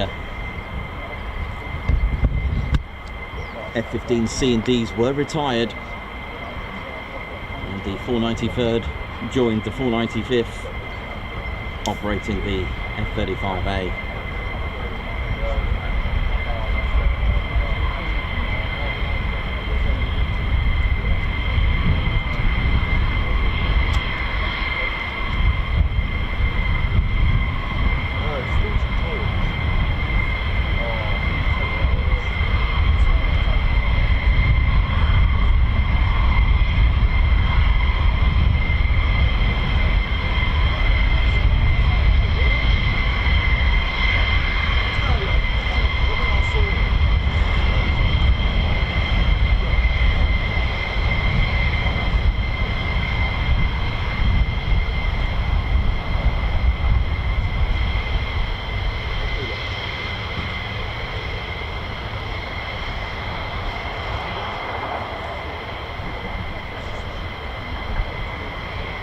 Here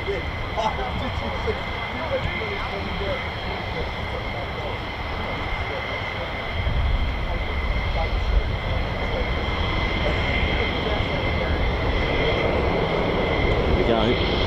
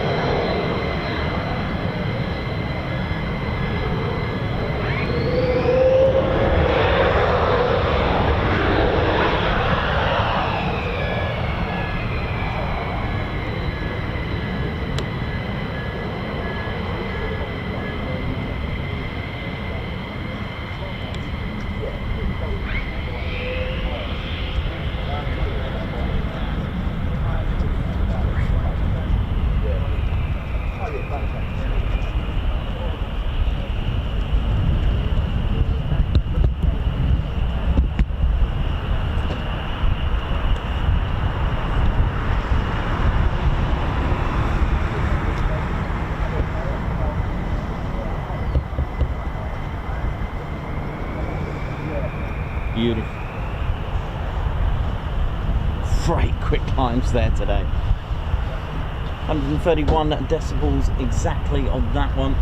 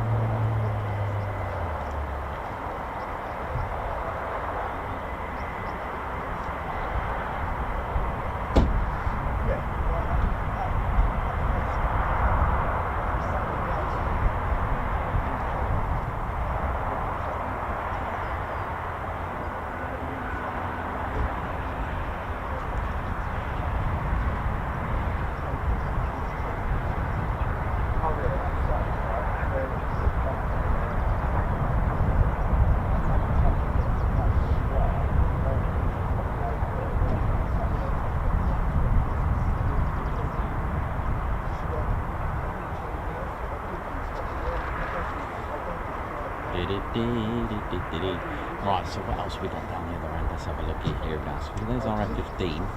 I thought I was expecting 3 of them to depart, but there's another one there.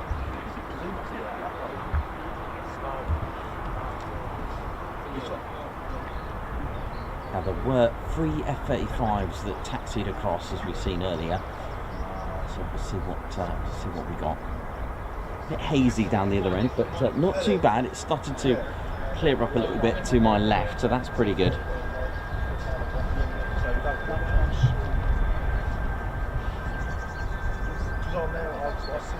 LEJ Approach, how you doing? Tracy Price, Scoochie Man, Lorraine, Nick Samuels, how you doing?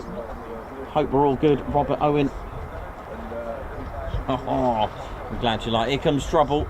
Here we go. Alright, where are they going? Let's have a look where they're going. It's a bit too close. I wonder if they're going to be crossing the runway. Let's have a look.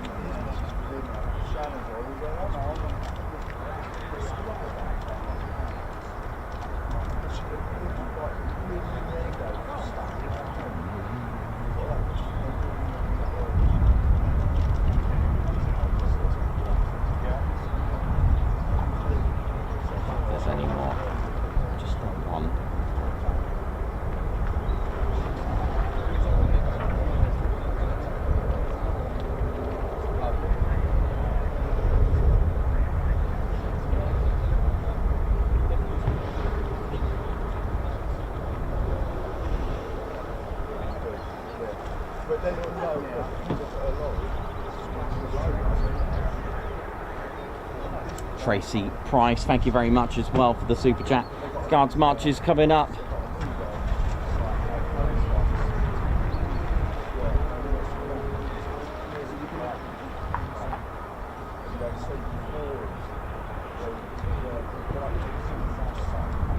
Honestly, thank you all so much for the support. Absolutely incredible.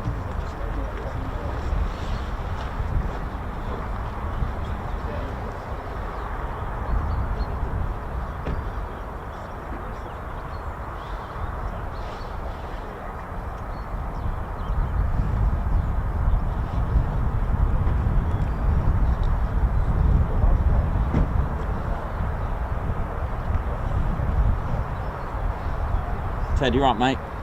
Ted's all good. So, Paul Henry, congratulations with 24 months membership. Thank you so much for reaching that milestone. Who's put hello, hope you're all okay. Great show as always. A Guards March to you. Thank you so much. Margot, thank you very much for the super chat. For Ted Salmon, smoked salmon bagels, USAFE style. Thank you very much. Oh yeah, thank you. Keithy Boy as well, thank you very much for the super sticker. A Guards March for you, thank you for that. Nordic Iron, member for 19 months. Have a nice quick climb Friday. Oh yeah. Babs R, thank you so much. High five, thank you for that. Thanks for gifting a Ted Coningsby membership. Thank you very much. Guards March. Dirk S as well, thank you for 8 months. Let's ride. Thank you very much. Nordic Iron, high five. Thank you for gifting a Ted Coningsby membership. A Guards March to you, thank you so much.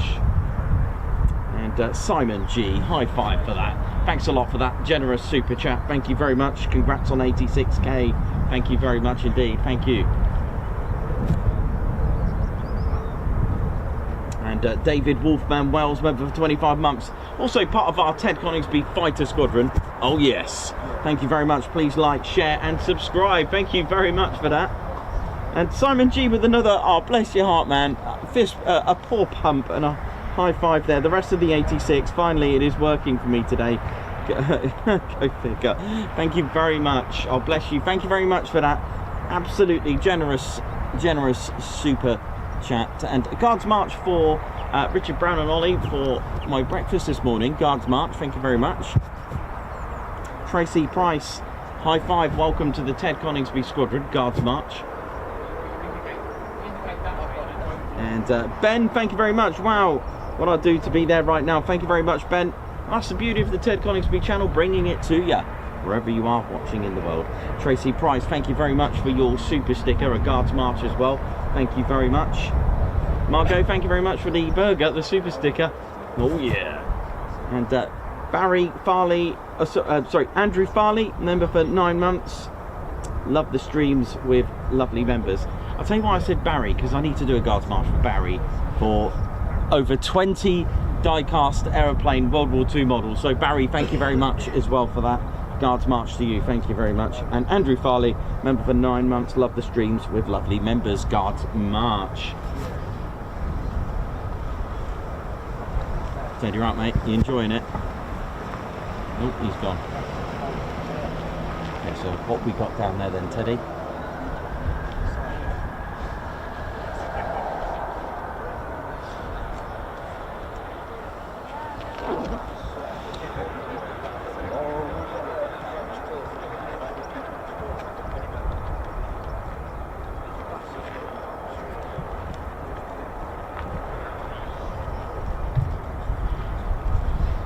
Right, just go and get a quick cup of tea. You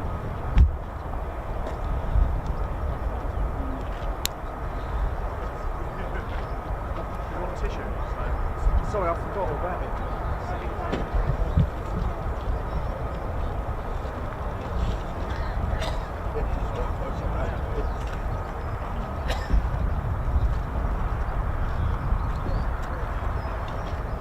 Alright, mate. Yeah. Have you done the Mac loop yet? Yeah. Yeah? Yeah. It's a bit of a walk though, isn't it? Not too bad, not too bad.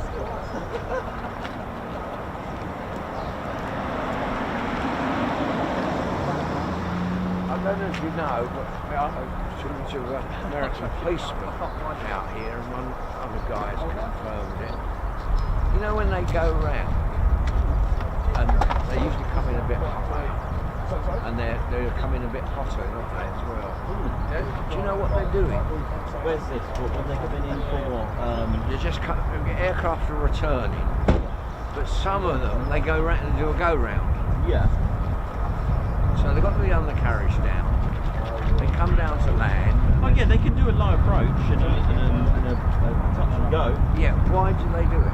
There's a few reasons. There's quite a few. One, it trains them on takeoff and landing. Two, for any emergency situations as well.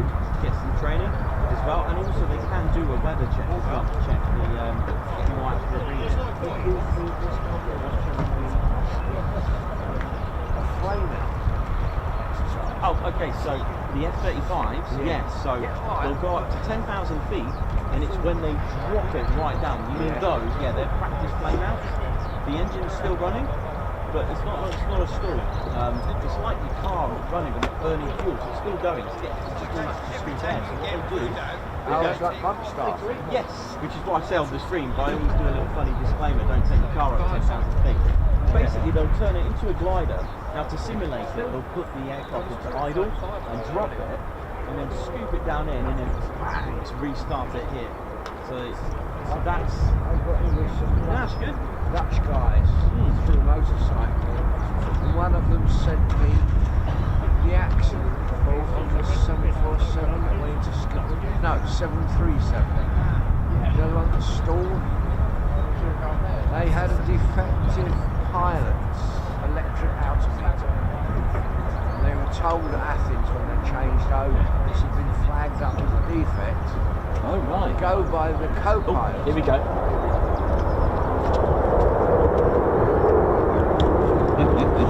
Here we go.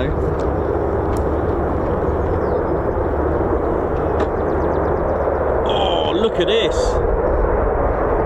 Yeah. Oh, this is good. Oh, for the show.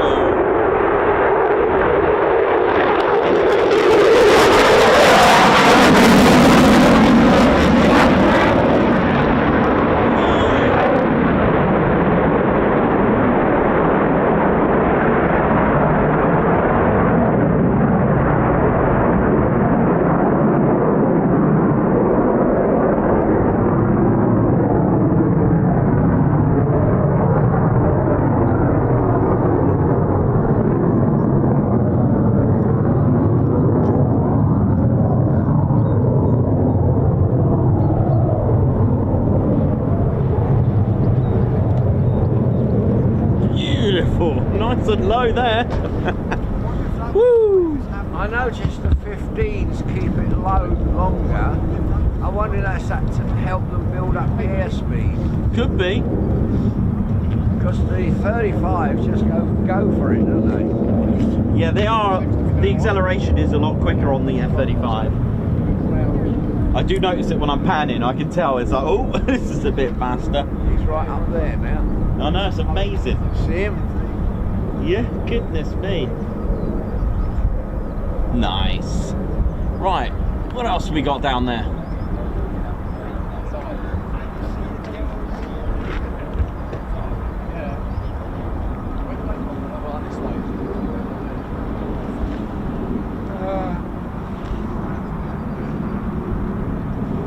If you could go up in the jump seat, would you go up?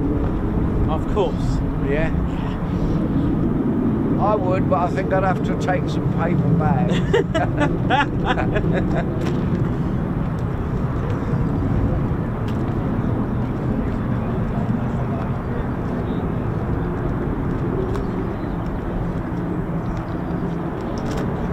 Wow. Well, that was incredible. Lovely, lovely turnout there. There's been some incredible quick climbs today. But like I've always said, it's always nice to have a mix, isn't it? And you know, whichever runway they're using, you get a nice perspective of it.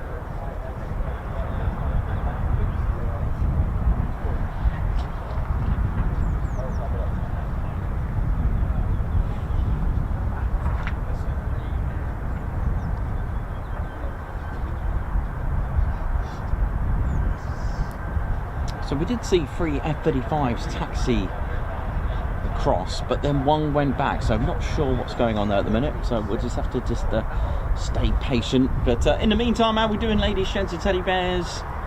How's RAPCON doing? That's radar approach control in Lakenheath Tower there, with that beautiful perk just sat underneath.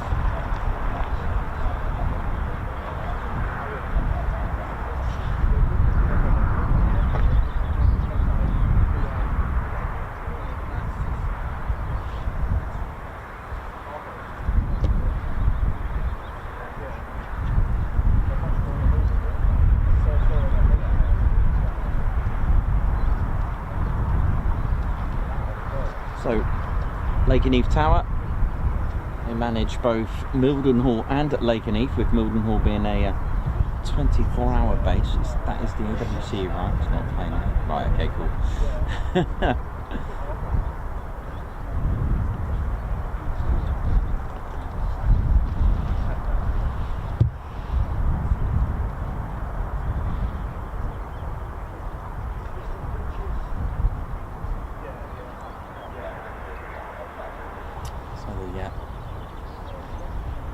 Distinctive design of a control tower with its angled tinted glass at 15 degrees. And this is what we call RAPCON. Again, just to confirm that RAF Lakenheath does, their tower does manage both Mildenhall and Lakenheath as well. And it's part of the 48th Operations Support Squadron. And RAPCON stands for Radar Approach Control. The facility here at Lakenheath, and they ensure the security and readiness of military and both military and civilian flight operations around the clock. And their airspace covers a diameter of 60 nautical miles radius, and that'll be from literally assisting aircraft from the ground to 20,000 feet. So it's almost like not quite flying blind, but the comfort of managing the safety of the aircraft from the ground up to 20,000 feet in altitude. Now, RAPCON employs radar technology to manage its designated airspace, coordinating with multiple host nations as well, the host nation commands and the control agencies across the East Anglia region. The arrangement supports the daily flight operations of the 48th Fighter Wing, the 100th Air Refuelling Wing and the 352nd Operations Wing, facilitating routine flights and complex military exercises. So they get to coordinate and link up with Mildenhall's aircraft as well, and arranging and supporting their daily flight operations as well. So they do assist with lots of things going on inside that tower. So you've got an assist controller and an approach controller, and the approach controller is talking to the aircraft, and the assist controller, they'll be writing down their altitude and course of flight. If you've ever seen, I don't know, like if you imagine them writing down on these little slides and just sliding across on a board, those little sort of like those slabs of wood, let's say, they can write it down on it, or paper, I don't know, and they slide it across. I saw a video a few times of that. It's pretty cool stuff. So lots of things going on there, and that's the 48th Operations Support Squadron there. The collaboration between RAPCON team and pilots is crucial, particularly during adverse weather, which we get quite a lot here, and they also prevent conflicts in airspace. So, you know, numerous times you'll get, just for example, F-15s heading towards each other, but RAPCON will ensure that they are not heading towards each other for a collision, so they take care of things like that. The team facilitates safe entry and exit from designated airspaces, assists with practice approaches, and supports the execution of fighter maneuvers as well, such as you may have heard in the background with PFOs as well. PFOs are subject to limitations of how many can be in the circuit doing a PFO, and that is a total of 4. You can only have a total of 4 in the circuit to practice and carry out a practice flame out or a simulated flame out. They also train for activities vital for training missions, NATO pilot integration, and real-world mission operations as well. Now, in addition to its military responsibilities, Lakenheath RAPCON assists with civilian air traffic as well, particularly for nearby airports, and it expands the team's responsibilities to include and ensuring both the safety for civilian passengers and military aircraft as well.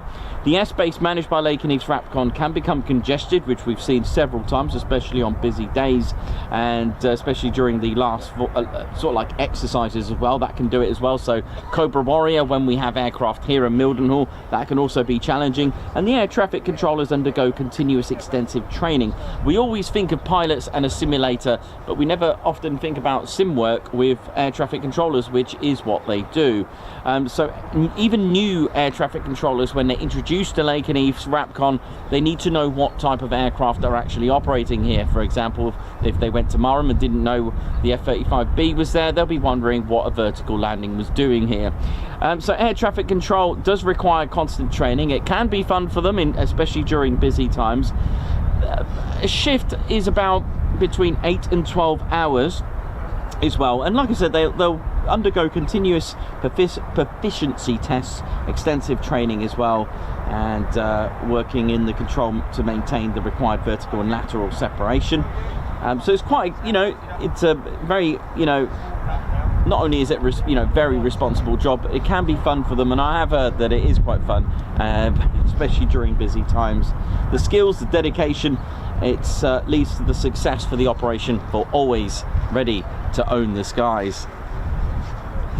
And ladies, gents and teddy bears, I was watching a video about the 48th regarding the air traffic controllers and RAPCON, and went on transit flights, long transit flights, especially coming to Lakenheath.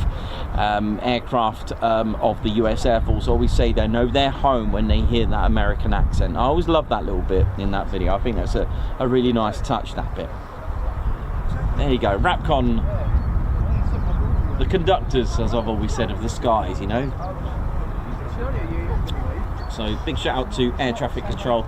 And there's a lot of the background that we don't get to see, the parts of the operations that we don't get to see. So the 48th Medical, you know, making sure that all the airmen are fit and well and safe to do so. They'll carry out regular bloods, do the bloods, make sure they're all good and safe, you know, and we don't get to see them. We don't really get to see them, but it is a crucial role. So when we see the pilots taking off in their wonderful aircraft, we don't realise the rest of it. So let's have a look at the medical part of it. So big shout out to all the 48th Medical who don't really get to see the outside world. They do so via our channel. Again, you see the wonderful aircraft being flown. Sometimes we see, you know, triple figure departures, you know, triple figure movements. That just doesn't happen because the pilot's just flying it. It happens because you've got a maintenance squadron. You know, again, something you don't really see, although we do get to see a little bit of it on the EOR. But what happens behind the scenes, of course, it's not for us to know. But knowing that there is a technician, armourers, crew chiefs taking care, a fighter generation squadron that put together and keep those aircraft turning round. Again, vital for a battlefield, vital for operations, vital for exercises, vital for a pilot to get their training hours and flying hours in. So again, stuff that we don't see. Always at the ready, Lakenheath Fire Department, medics, you know, ready to go out and deal with things like that.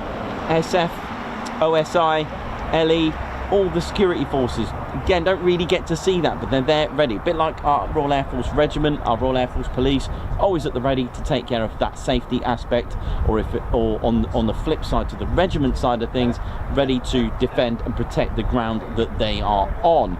So you always associate, you know, the air with flying, correct, but you've got to see the rest of it is, a lot of it is all on the ground to make one result, and that is air superiority. Now I can hear the F-35 spooling in the distance now, which is good. Again, what about all the maintenance crews for electrics around the base, all the lighting systems, all that kind of, all the ground teams, you know? Again, we don't get to see that. Those in the hush house, testing the engines, checking them. There's just so much going on. Those are the gates, making sure everyone going in and out got ID and making sure they're all good and, you know, where they're supposed to be. It's an amazing thing. And you know, when you think of I mean, as you know, as a channel, we thrive in promoting all roles of an air force itself. So nice. Be right back.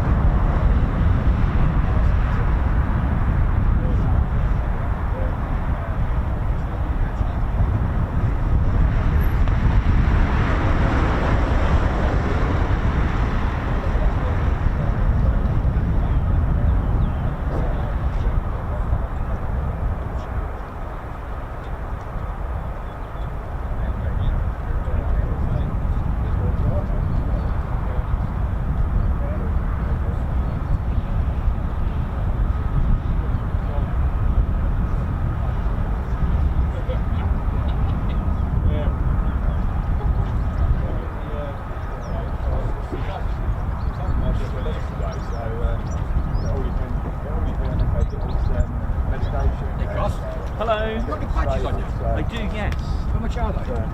10, 15 and 20. Sure. Give me 1 second. Yeah, I know. Yeah. Hello. How you doing? All right. It's a bit bloody cold this morning. It's got a little bit of a chill, yeah. Although I think these, the wind's picking up a little bit, but it seems to be getting warmer.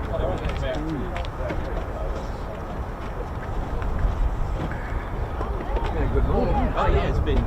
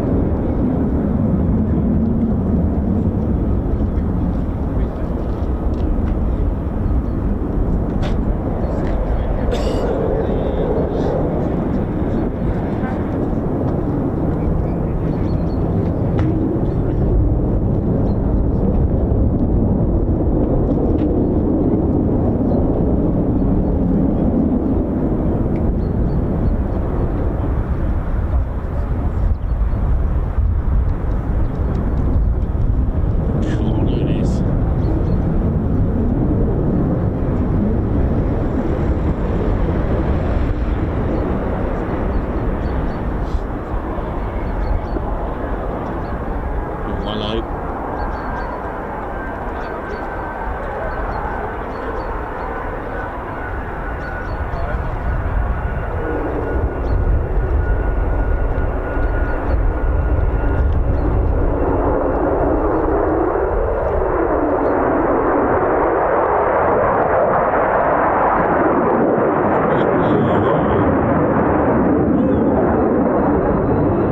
Stealth stuff there.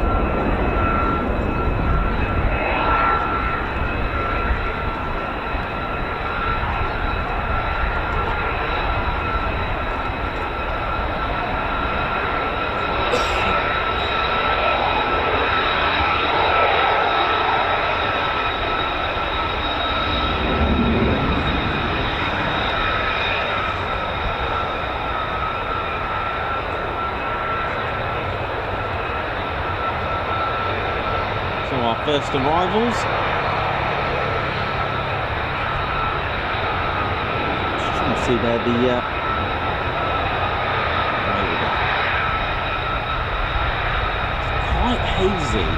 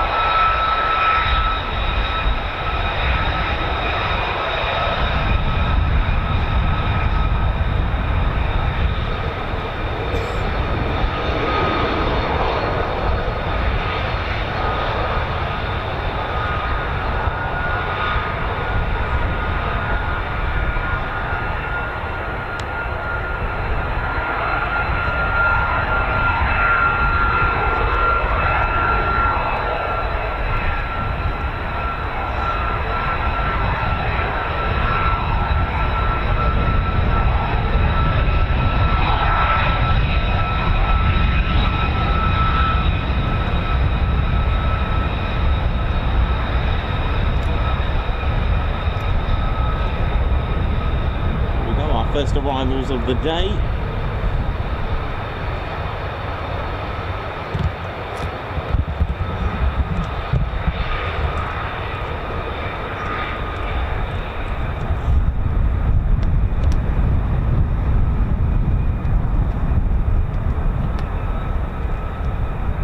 You alright there? How's it going? Alright.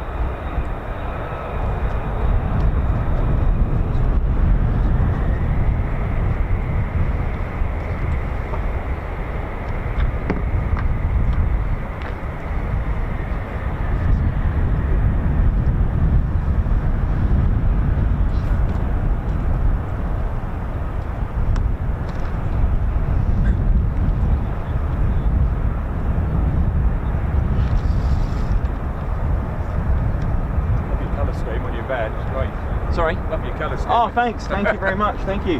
Very cool. Thanks very much.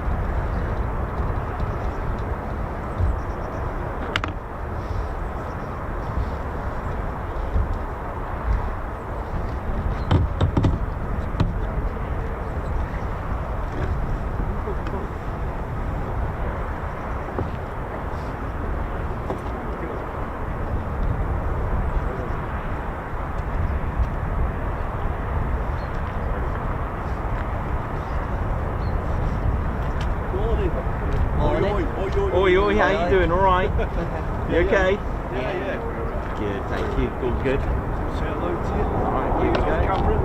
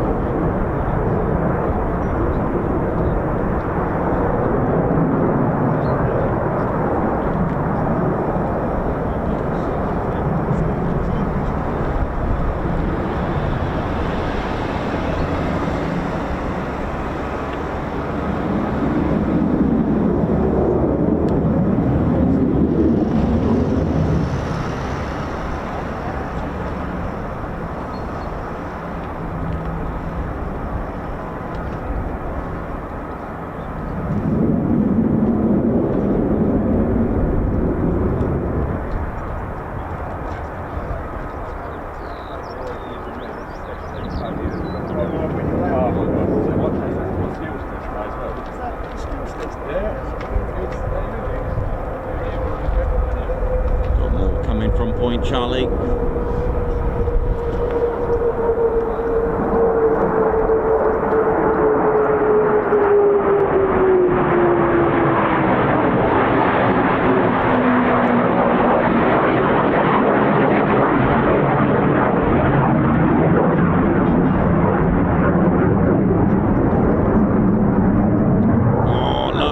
Here we go, come on. Let's get a low one.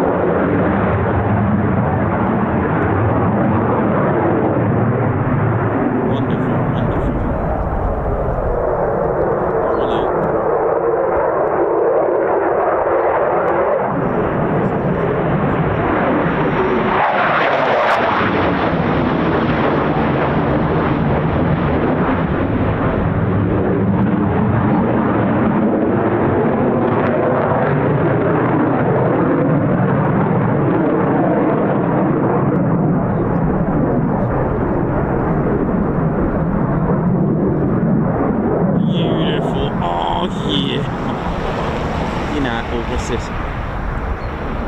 Oh, look at this.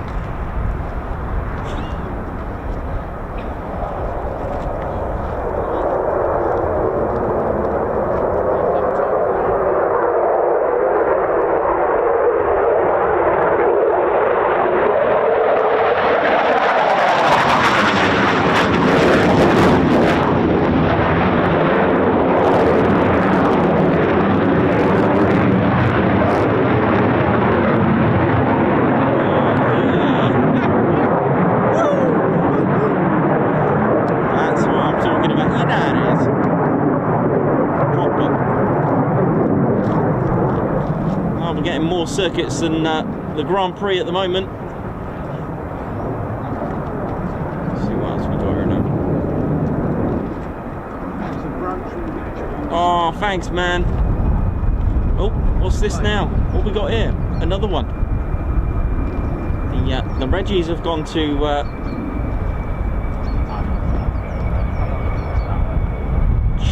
Chuckingham Palace, I think.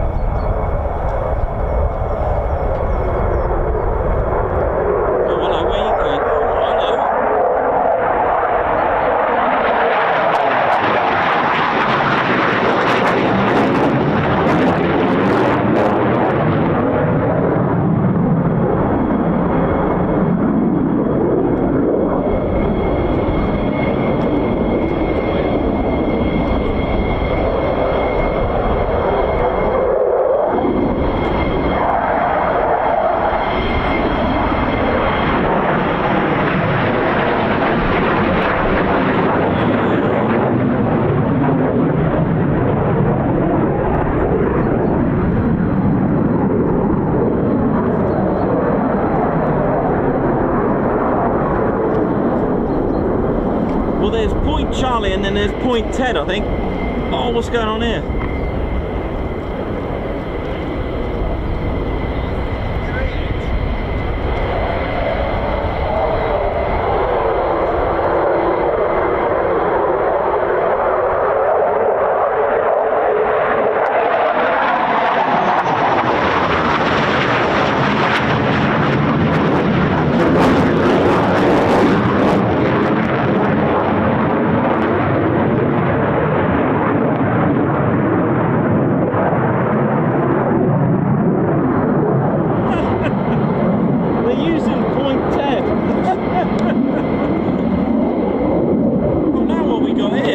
Come on, tactical takeoff, come on.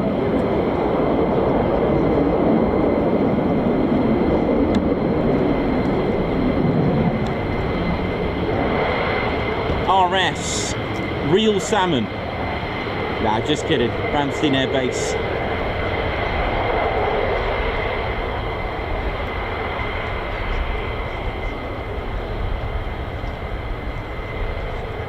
beautiful. Oh, oh.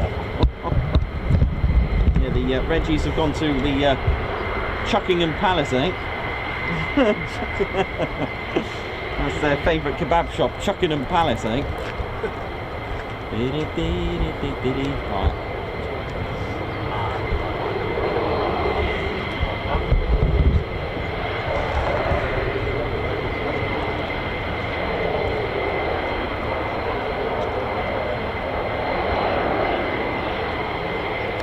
Here we go, back on initial.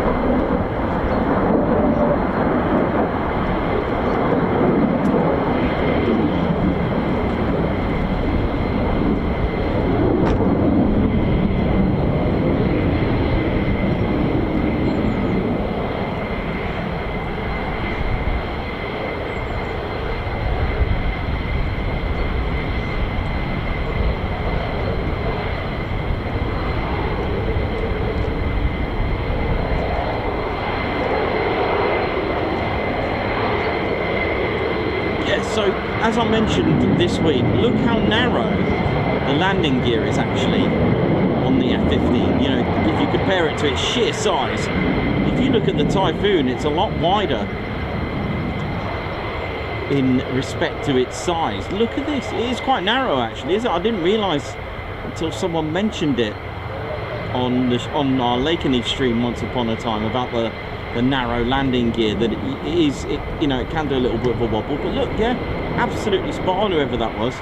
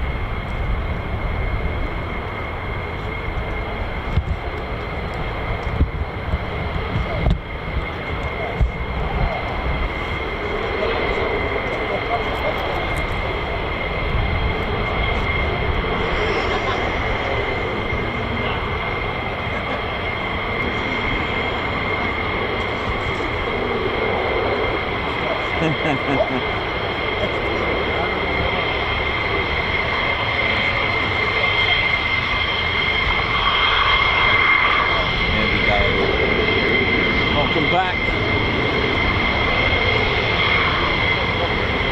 Bowlers, how you doing? I don't know if we've had all the squadrons out today, but if we haven't, that's good news in some ways, unless it's a day off.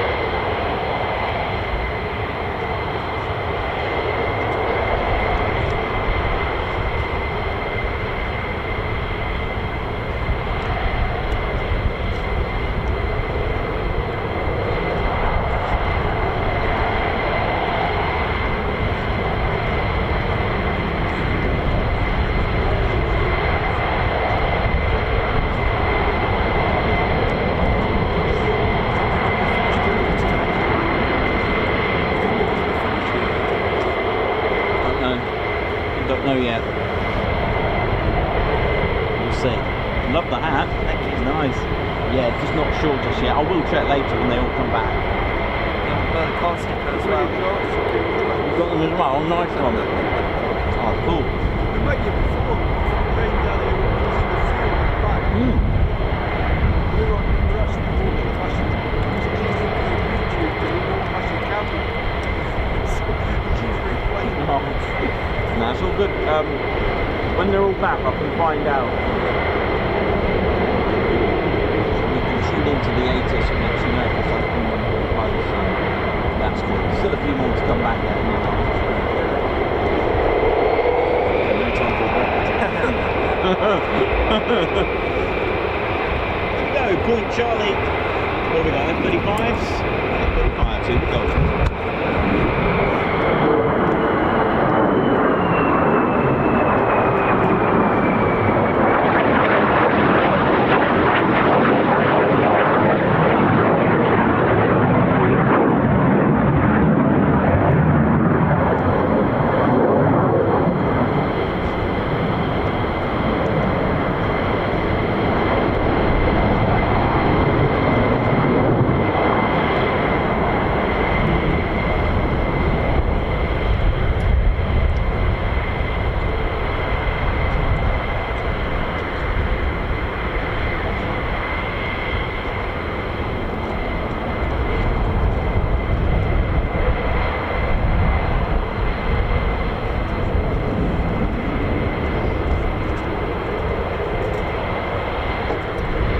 Coningsby channel. We're live here at RAF Lakenheath. How we doing? Hope we're all good.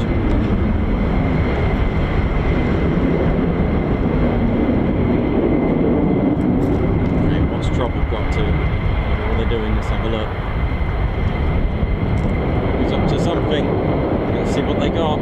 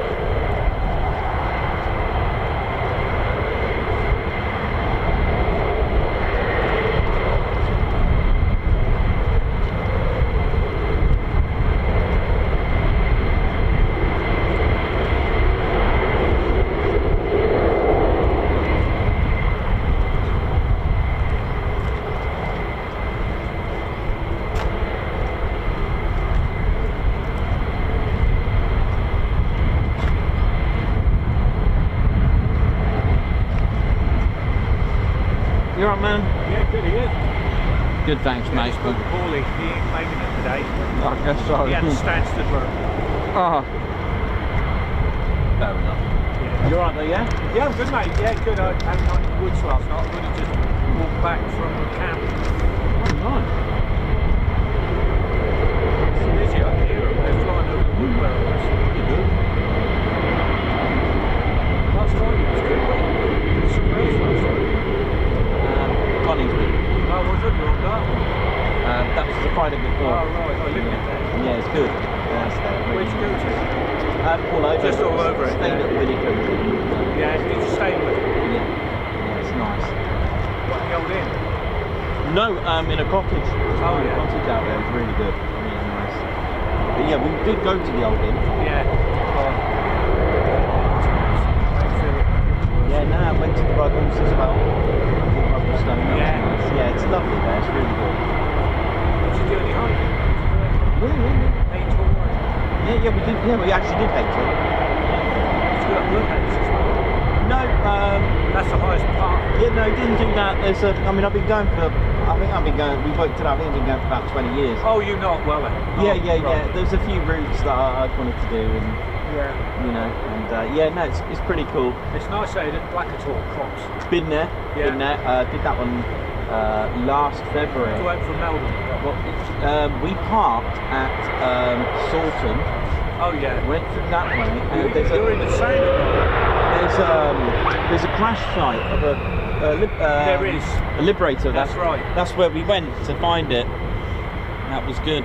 Got a video of it. It's pretty interesting. You didn't go to the Highwayman, did you?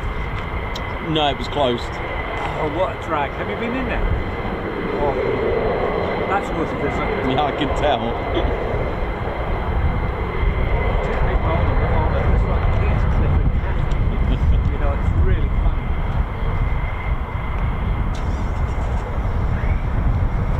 That's Fweeps. Good to hear the Fweeps. Right, cup of tea time, I think. Might be safe to get a cup of tea quickly.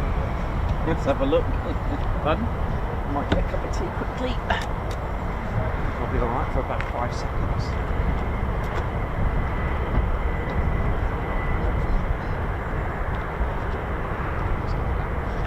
Yeah, that place is some. That Yeah, Highwayman it is looks something else, it I'll looks tell you. unbelievable. There's, To be honest. there are a few sort of interesting pubs in Britain, and that's one of them.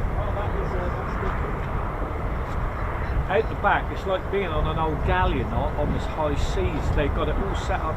It's absolutely amazing. Yeah, it's pretty cool. I do, like I said, I think just Dartmoor's just my favourite holiday destination. I just love it. Yeah, it was Claire's 50th, and I took her to Lidford. Took her down the gorge. Oh yeah, you got to do that. Yeah, it was a. That's the law of it. Yeah. Well, I live in Bude actually. So Oh, no, I've been there. Which Been there. ain't too far from where you are. Yeah, Bude. I'm going to go up next week. So I went this to- is my final week here. Did the Warren Inn, of course. Of course, the Warren, yeah. Got to do that. When how many times that fire's actually gone out and they wouldn't tell anyone because they reckon that fire's been going for 100 years. Yeah, haven't they? that's right. I believe it is Jen. Yeah. It is Jen. I don't know whether little ember classes it's not gone out or what,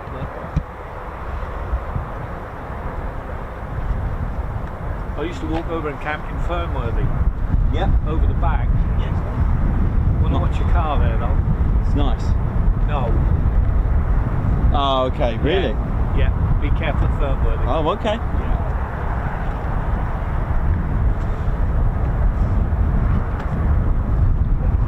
Yeah, we used to park outside the Warren house if we stayed overnight, because I always figured they might hear something if the cars are getting nailed.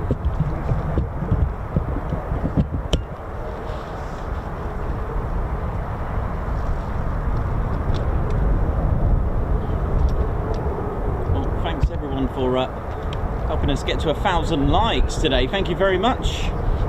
Hope you've enjoyed the quick climbs today. A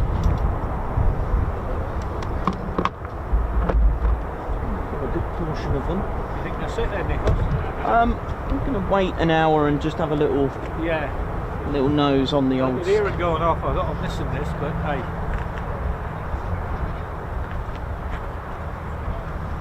I'll do my little checks. have a cup of tea because Are the ones from Hill here? Huh? Are the 35s from Hill? They were coming in. I don't know. I think Apparently. That's where my niece is at. don't know about that. Yeah, that's what the talk, the word on the street was. Scotland Street. Yeah, Bird on Scotland Street. yeah, you hear it all over there. Yeah, it's good. I was parked over there last week, but I went and had a look. You can't get there, so it's just too many cars there. Where's that? Just over there. Yeah, absolutely. It's dangerous over there.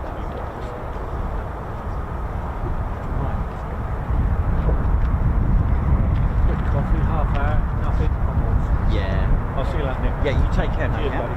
Nice one.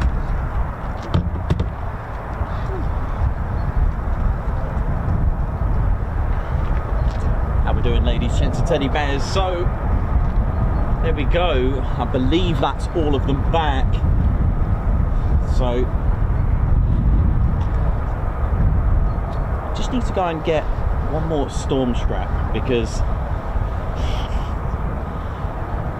it's starting to pick up the wind and don't want anything to happen to the kit.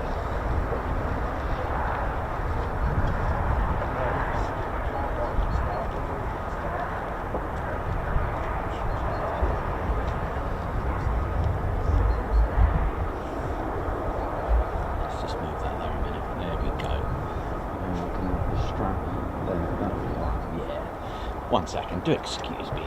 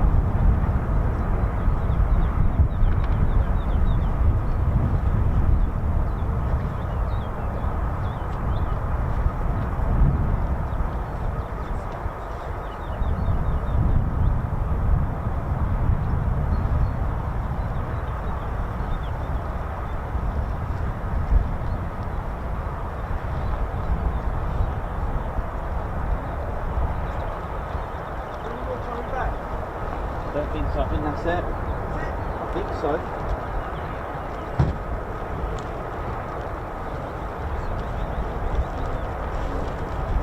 Yeah, I think that would be it.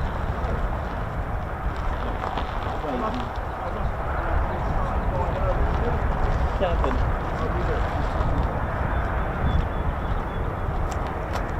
In fact, I think they taxed it out 54, 47. Yeah.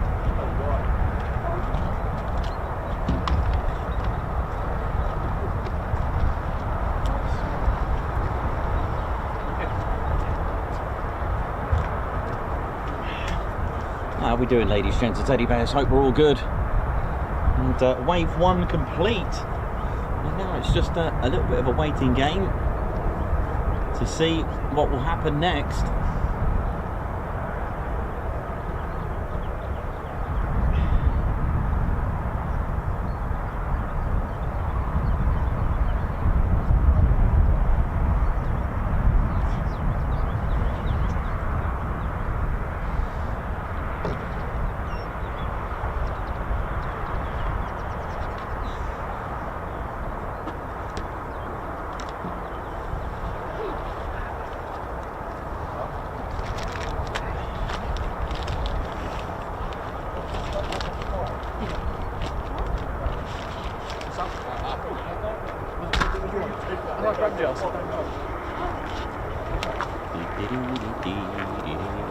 Hiya, you alright?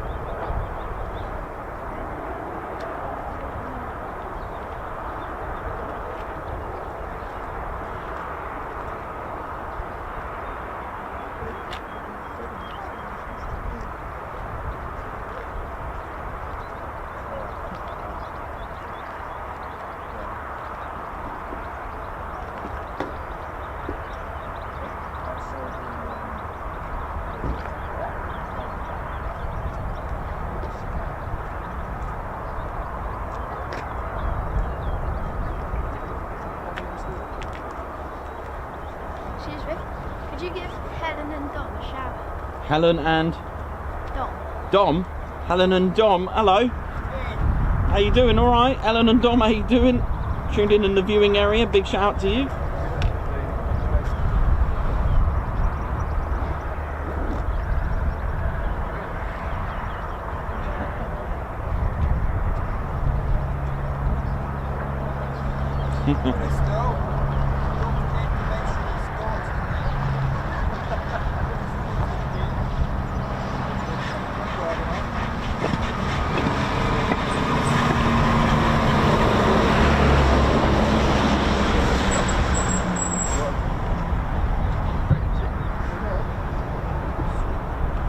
Sharon Chapman, Guards March.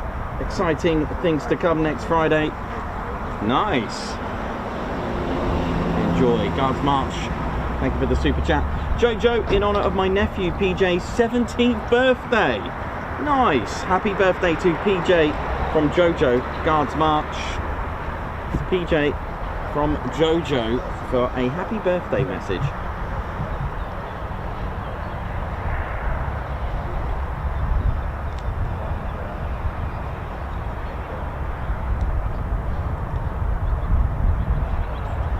How are we all doing, ladies, gents, teddy bears? Hope we're all good. And welcome to the Ted Coningsby channel. So we're just gonna ride out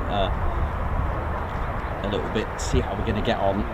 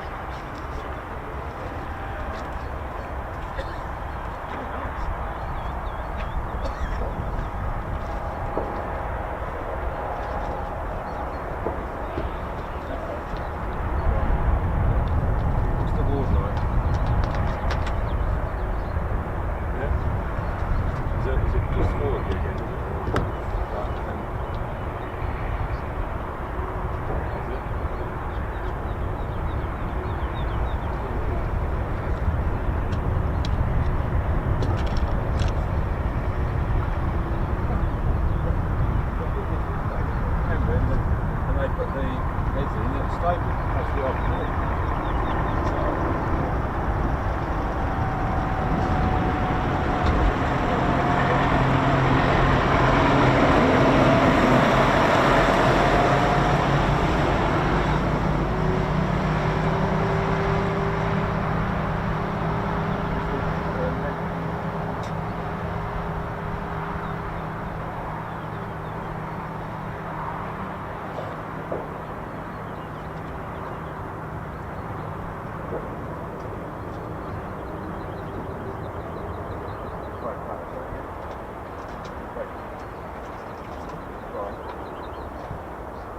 Jumped it and you broke up a bit there, yeah.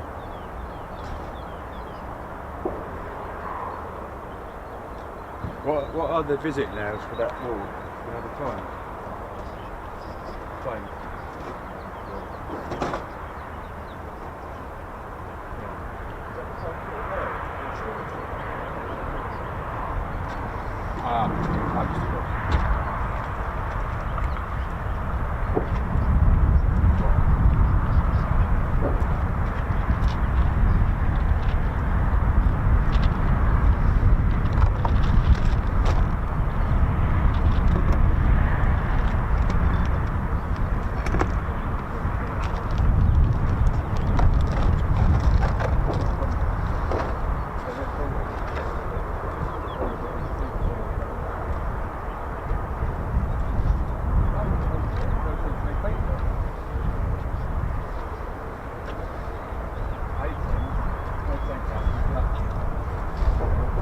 There's two of those.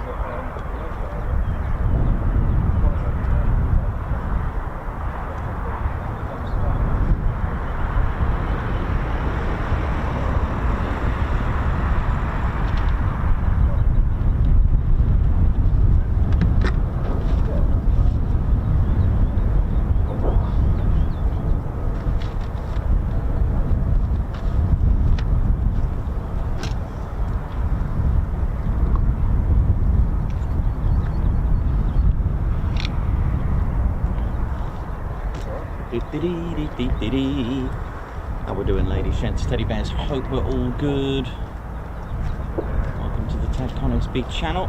So we're just gonna be patient and just kind of ride this out at the moment and see how we get on.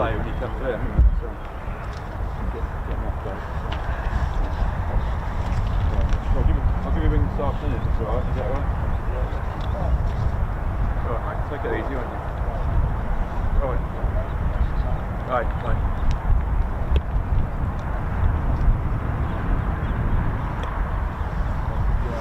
How we're doing, ladies, gents, teddy bears? Hope we're all good, and hope we enjoyed those quick climbs. It's been a cracking week for the Ted Coningsby channel, hasn't it? I've just checked ATIS. The runway aerodrome is still open at the moment, but you never know.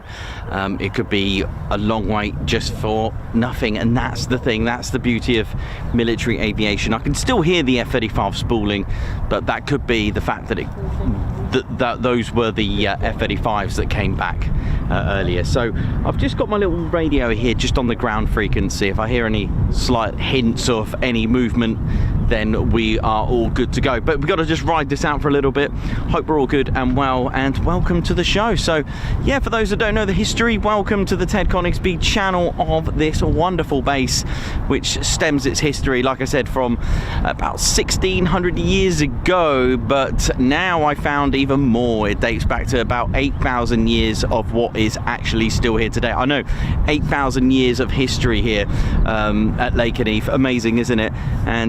And that all boils down to literally a water supply, a natural spring that's here. It's actually on the base, and it was where the old air traffic control tower was, which is on this side of the base, so the opposite side to where the original the existing tower is today.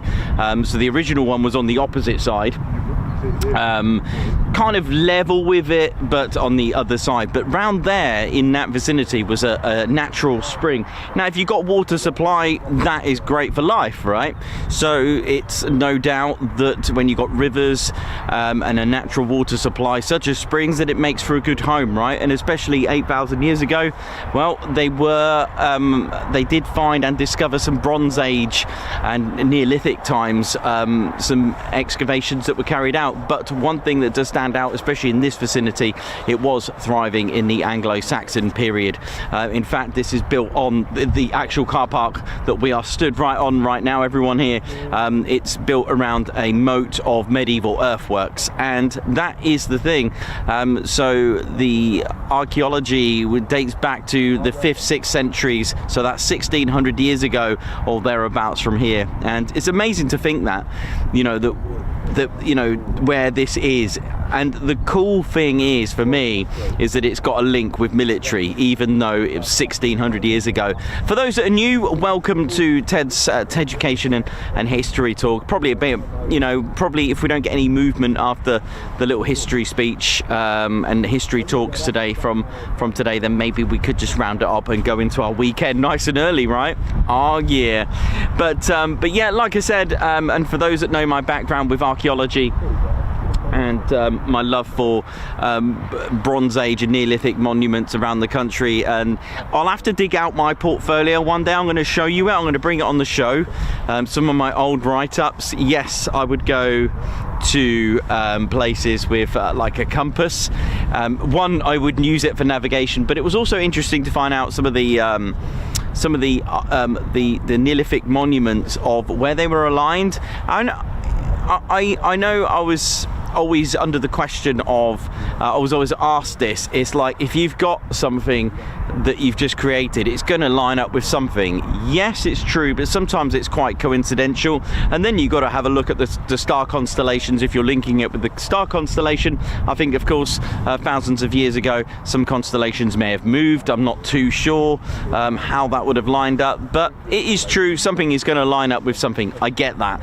But there are things that are quite solid in evidence, is the fact that in fact a lot of buildings, let's say 5,000 years ago, they were almost of the same design. So let's just take stone circles. I know it's going way off tangent, but what I'm trying to say is, let's take stone circles for example.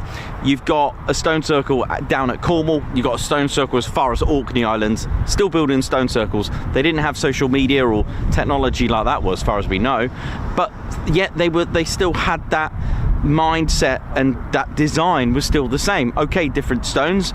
Stonehenge, again, another classic example. So, you know, you've gone from Cornwall, Stonehenge, and my point here is when you start learning about who was there before, you get to find out what they used, where they were, who they communicated with. So it's quite fascinating to have that. And what I found fascinating with that is then you get to understand why here. So why was this built here? And the cool thing is that they did find something significant to military here, which is kind of exciting for me. You see, they found that burials was sometimes communal, sometimes of a single person, like a bell barrow, which is basically shaped like a letter bell. There was also a pond barrow.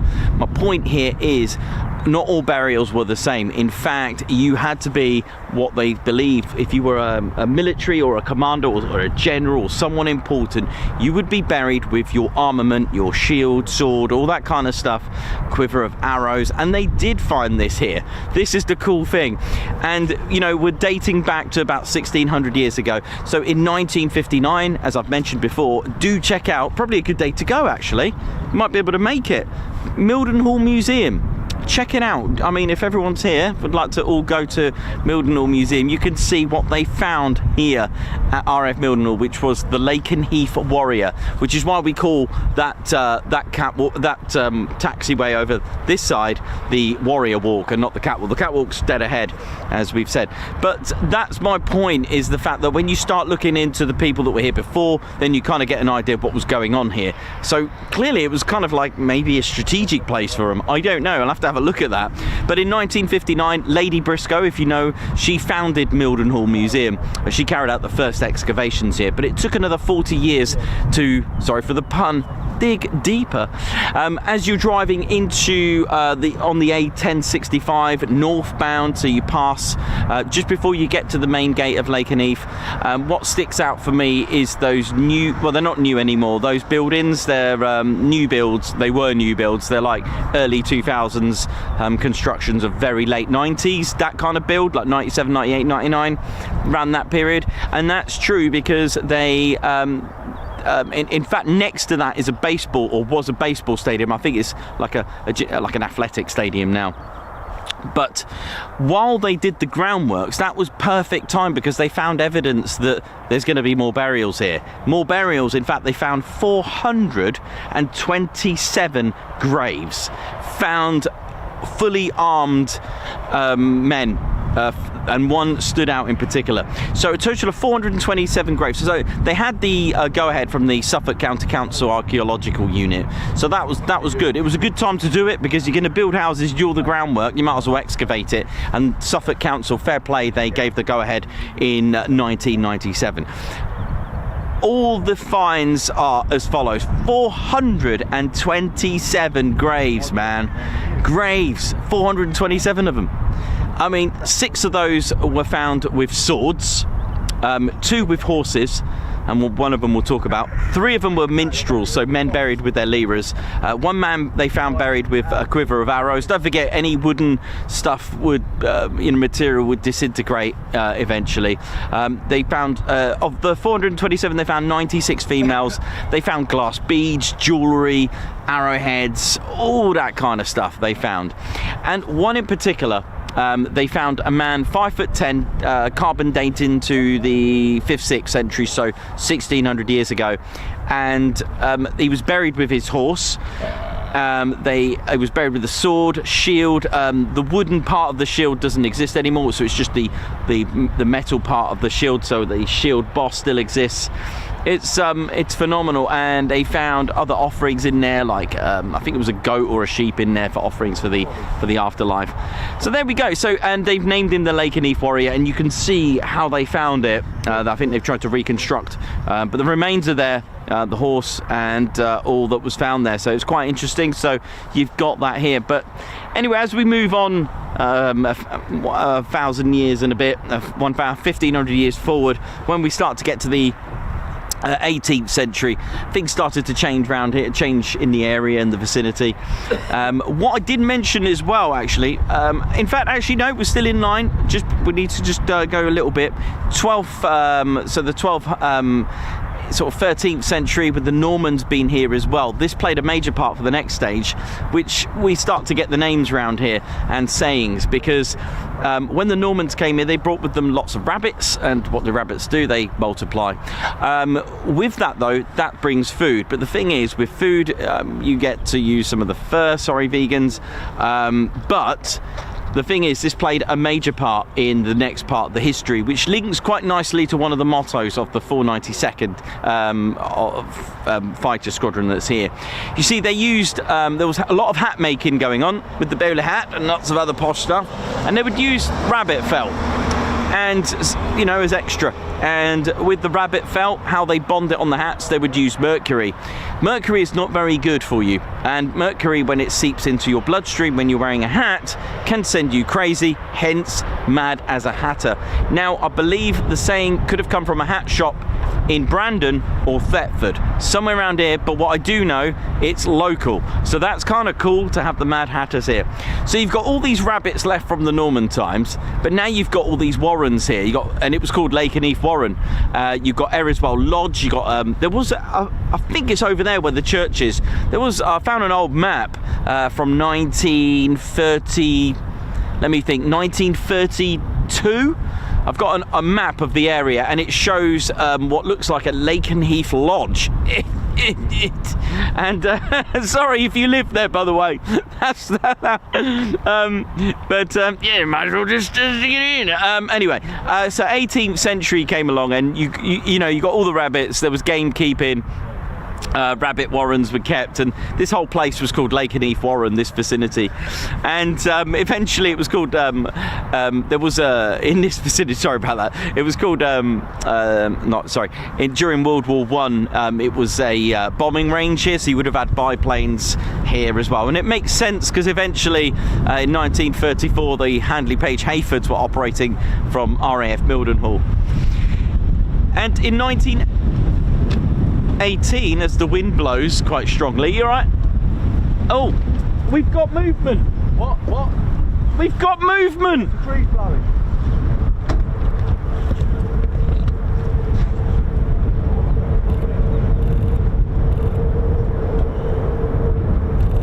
History brings out the planes.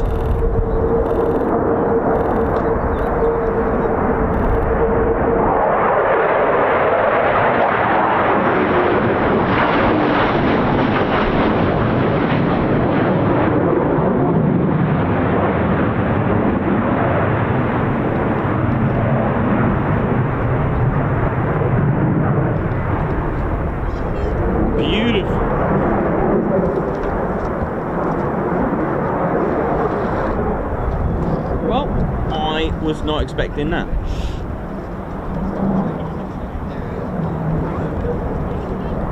Nice sweep in the distance. Let's get some low approaches. Come on.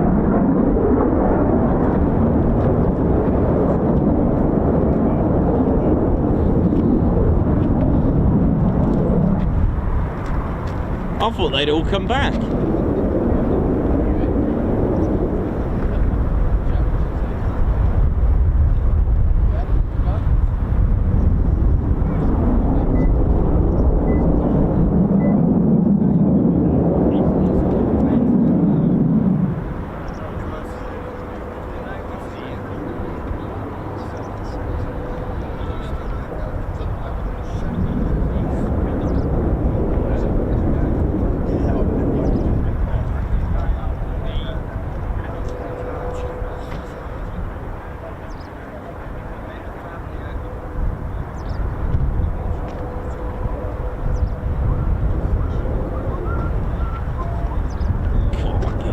Look at this. Nice to get all three in the shot, including the bird.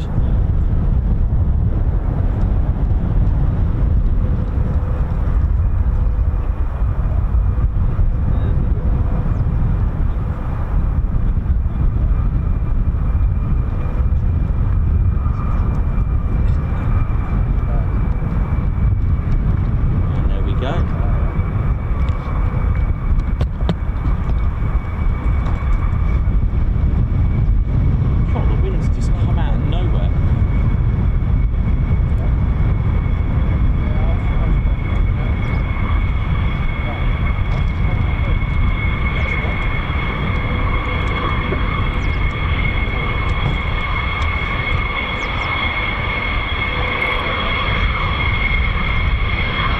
We have had the Panthers as well, so I'm starting to think this could be it then.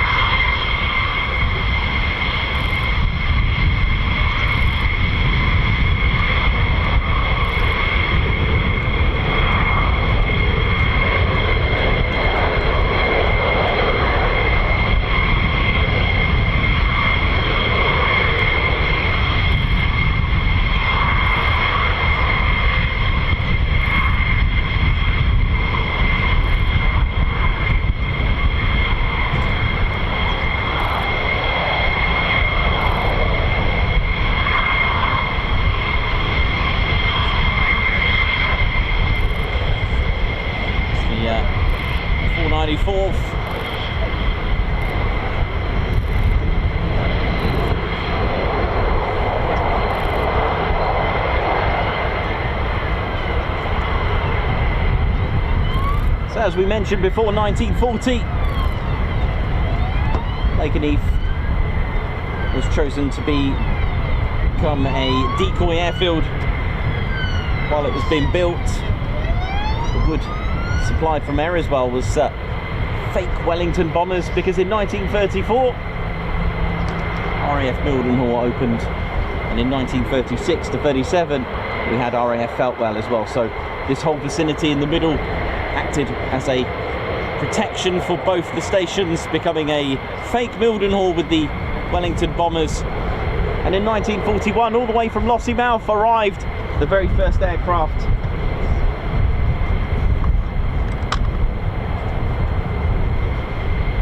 So a bit of a then and now. The Vickers Wellington bomber, the very first aircraft to operate here with number 20 operational training unit.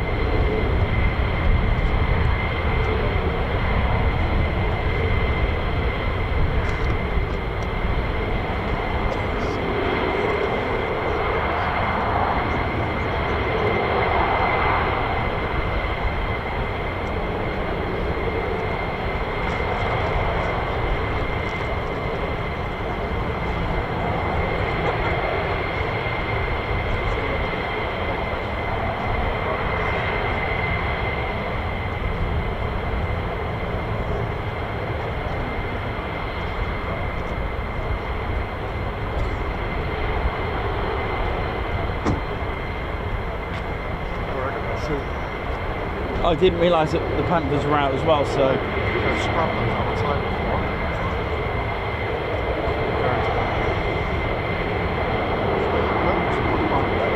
What's that? Oh, gorgeous,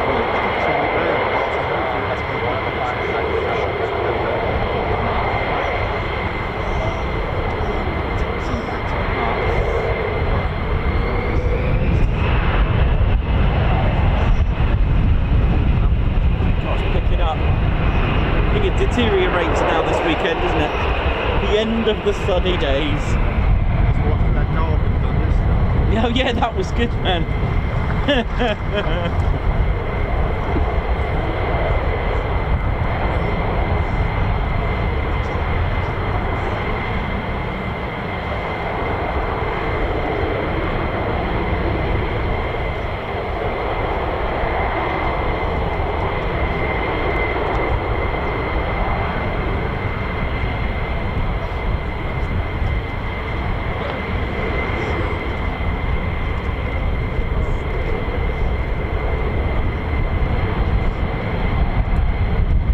See the opposite.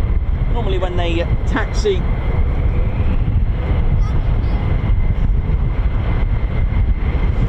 before departure, we get to see this when they use 2-3. So they're checking for any leaks, any cracks. They'll check for any loose ordnance. They'll check the security and safety on the canopy as well, remove all the pins. Now as they come back, the pins go back. They'll check for any loose ordnance, any leaks, any hydraulic fluid, any oil or anything like that, just to see if the aircraft is all good.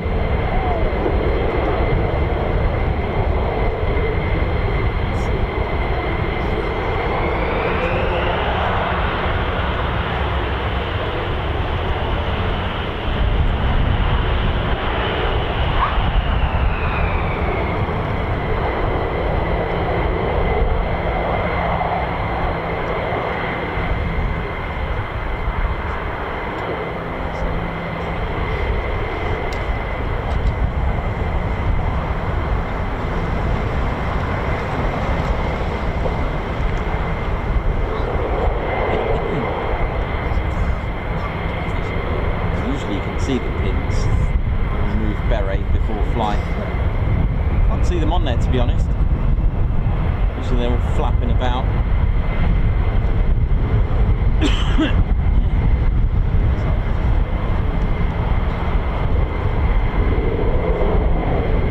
What an engine, look at that. Oh, ho, ho, ho.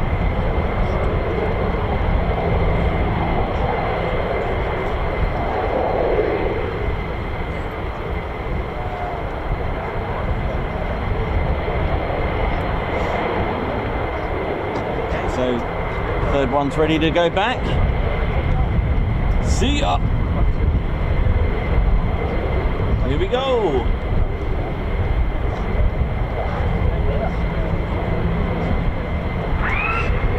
Oh, whip.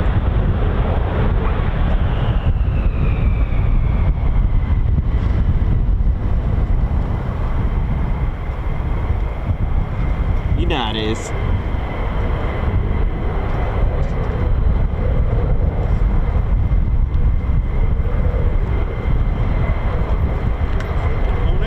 Hiya mate, you alright? Good, thank you.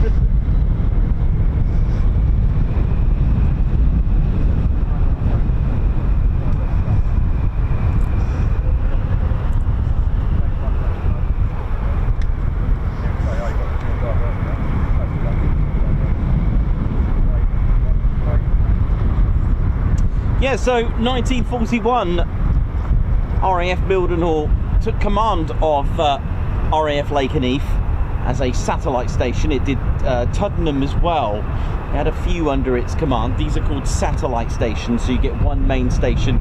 I believe Holbrook may have done that with Grafton Underwood for a brief time, but then it functioned on its own.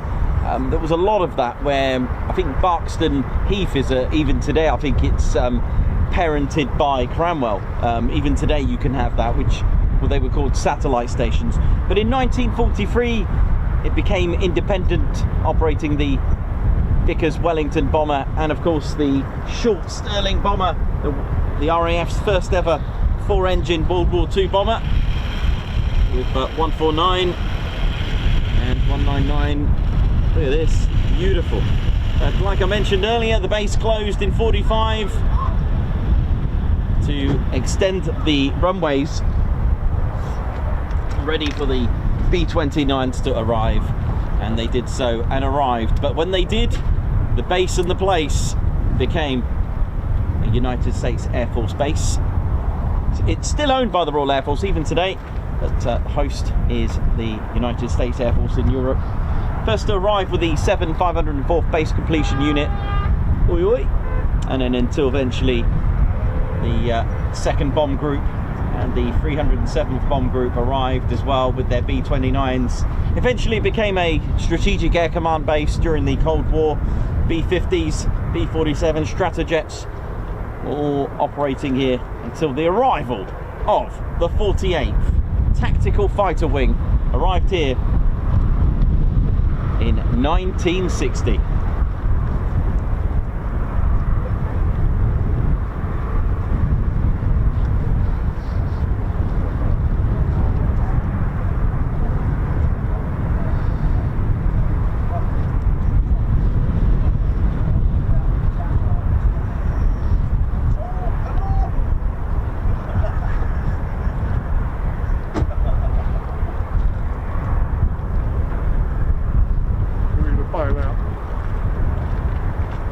You done, man?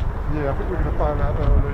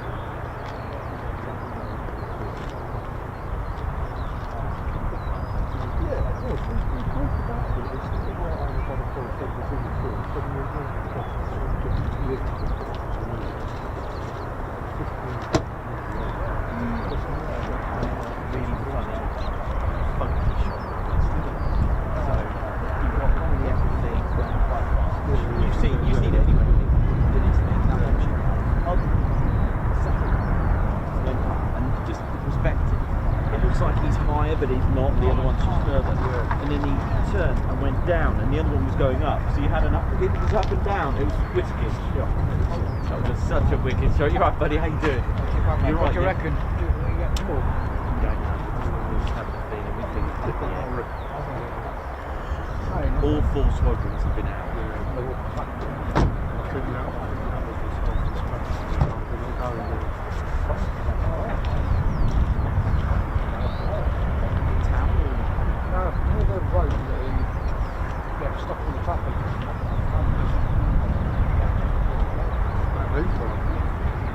Heathrow's had a blackout. Heathrow's closed for dates, yeah. Power outage. There's not no being diverted from Germany, everywhere from Heathrow. Imagine that. Yeah.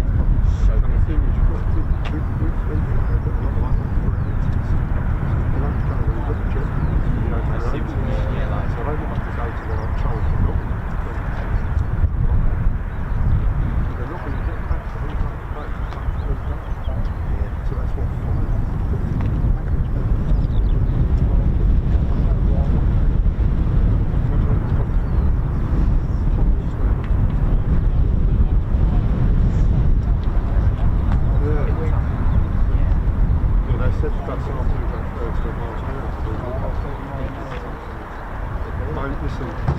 I'll see you again.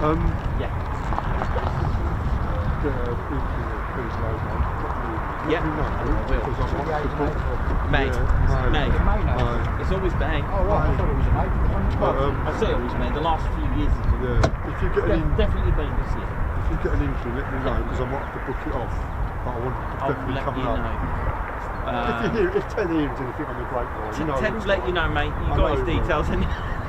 Listen, take care, bud. Love to chat. See you later. Bye, Ollie. Where is it? Oh, there you are. I'm looking there. You weren't there. All right, buddy. You take care. Safe journey. Will you announce it? You know the date is. Because the trouble is going to be heaving. I don't announce stuff like that. It doesn't come from me. Yeah. But because it could be wrong. That's the thing as well. So. Well, mate. Yeah, you are. Go, look Cheers, after buddy. yourself. Yeah, you too. Right. Thank you. See you Take later. care, man.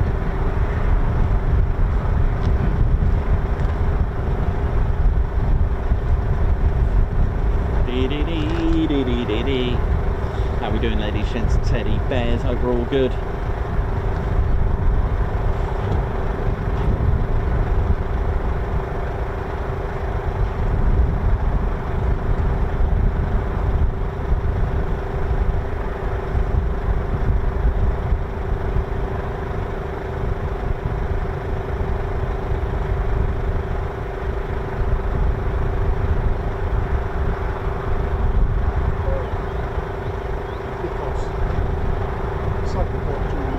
Yeah, I will, mate. You too, man.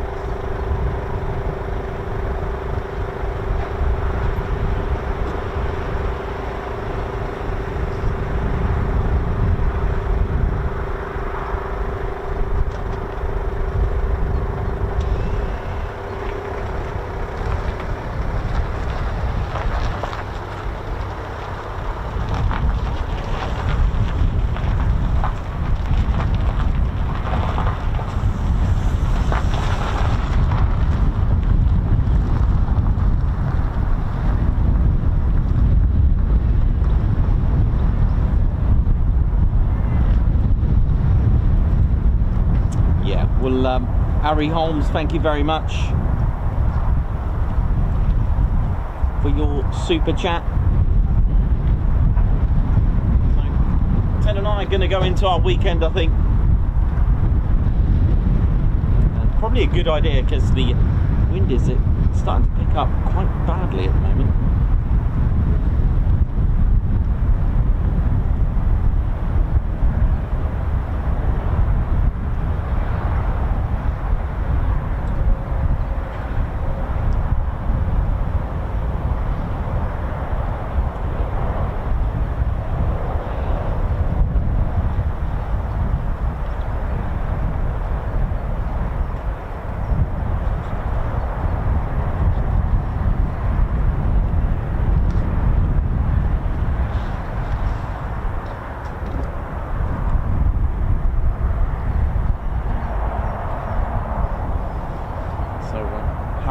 Thank you very much for the super chat.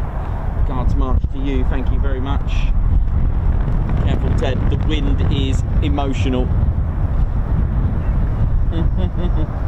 Bit worried about these models up here. So yeah, ladies, gents, teddy bears, we are going to say have a great weekend. Ladies, gents, teddy bears, we feel that Ted's telling me that is it. Don't forget, you can get yourself a Sweep baseball hat. The only place to put a smile on your face with the Sweep hat, you know it is. Available in embroidered white or black, and of course it's got Ted Coningsby embroidered on the back as well. Ladies, gents, teddy bears, I hope you've enjoyed this week. It's been an absolutely amazing day, and we managed to get lots of quick climbs in as well for the week, so thank you all so much. Ladies, gents, teddy bears, just before I go, I just want to say a massive thank you to the 48 Fighter Wing, and of course all our viewers, thank you as well. You've been absolutely incredible this week, and it has been an incredible week with so much going on. It's been great fun to have you all with us, and just want to wish you all a stay in the green weekend. I want you to have the most fabulous weekend ever this weekend, and enjoy yourselves. And don't forget, you can always tune in to our regular videos and uploads on the Ted Coningsby channel. We upload regularly, so make sure you hit that notification bell button as well, ladies, gents, and teddy bears. It's been an absolute pleasure. So my name's Nikos. I've been your cameraman and commentator. This is our squadron leader, Ted Coningsby. So for the last time for the week, it is see you soon, wish you well. Right, hit the button, Ted. Let's go, mate. Let's go into our weekend. Ted, there's salmon, mate, over here. Yeah, over here, mate. Nice one. Have a great weekend, everyone. See ya.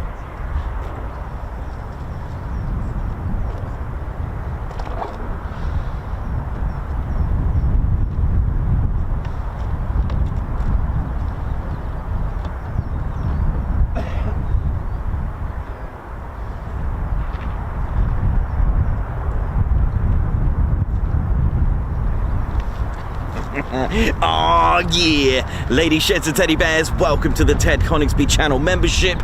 I'm Nikos, I'm your cameraman and commentator. This is our squadron leader, Ted Coningsby. Just want to say a massive thank you to all our members. Guns up, and oh yeah. Take it away, Ted. Ladies, sheds and teddy bears, we want to say a massive thank you to all of our subscribers for getting us to where we are today. We have gone all over the country, from as far as Lossiemouth to Bryce Norton, and military areas such as air weapons ranges, low flying areas, heritage centres and special flights for TED 2. We cannot do this without your support, and your support will be rewarded. You can now join the Ted Coningsby Squadron and help fund the channel to get us around the country and provide us with the funds for equipment to bring you better content too. We have 3 exciting membership levels with awesome YouTube perks to reward you back for your support. Our first level of membership is the Ted Coningsby Squadron.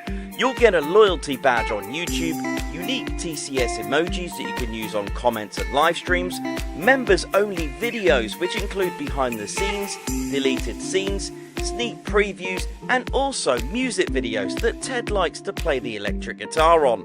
You'll also get access to members only Discord server and discount on all of our Ted Coningsby merchandise. All of this for just $1.99 a month. Oh yeah. Our second level of membership is the Posh Officers Club. This includes all of the squadron perks, private Posh Officers Discord chat room, Posh Officers discounts on all of our Ted Coningsby merchandise, and the poshness of supporting the TCS even more. This is just £4.99 a month. Our third level was inspired by many of our fans who have been supporting the channel massively. So we'd love to reward you back with this, and our third level of membership is the Ted Coningsby Fighter Squadron. This gives you a more personal experience with me and Ted, with exclusive live streams and content. You'll get a free Ted Coningsby Fighter Squadron patch, a private Ted Coningsby Fighter Squadron Discord chat room, a gold colour Discord username, and a higher discount on all of our Ted Coningsby merchandise. All this for just $25.99 a month. Ladies, gents and teddy bears, the Ted Coningsby channel cannot thank you enough for all your support. And it's this support that keeps the dream, keeps the stream. Thank you so much. Aw, yeah. Right there, Golf India, Bright 31, right into an 813.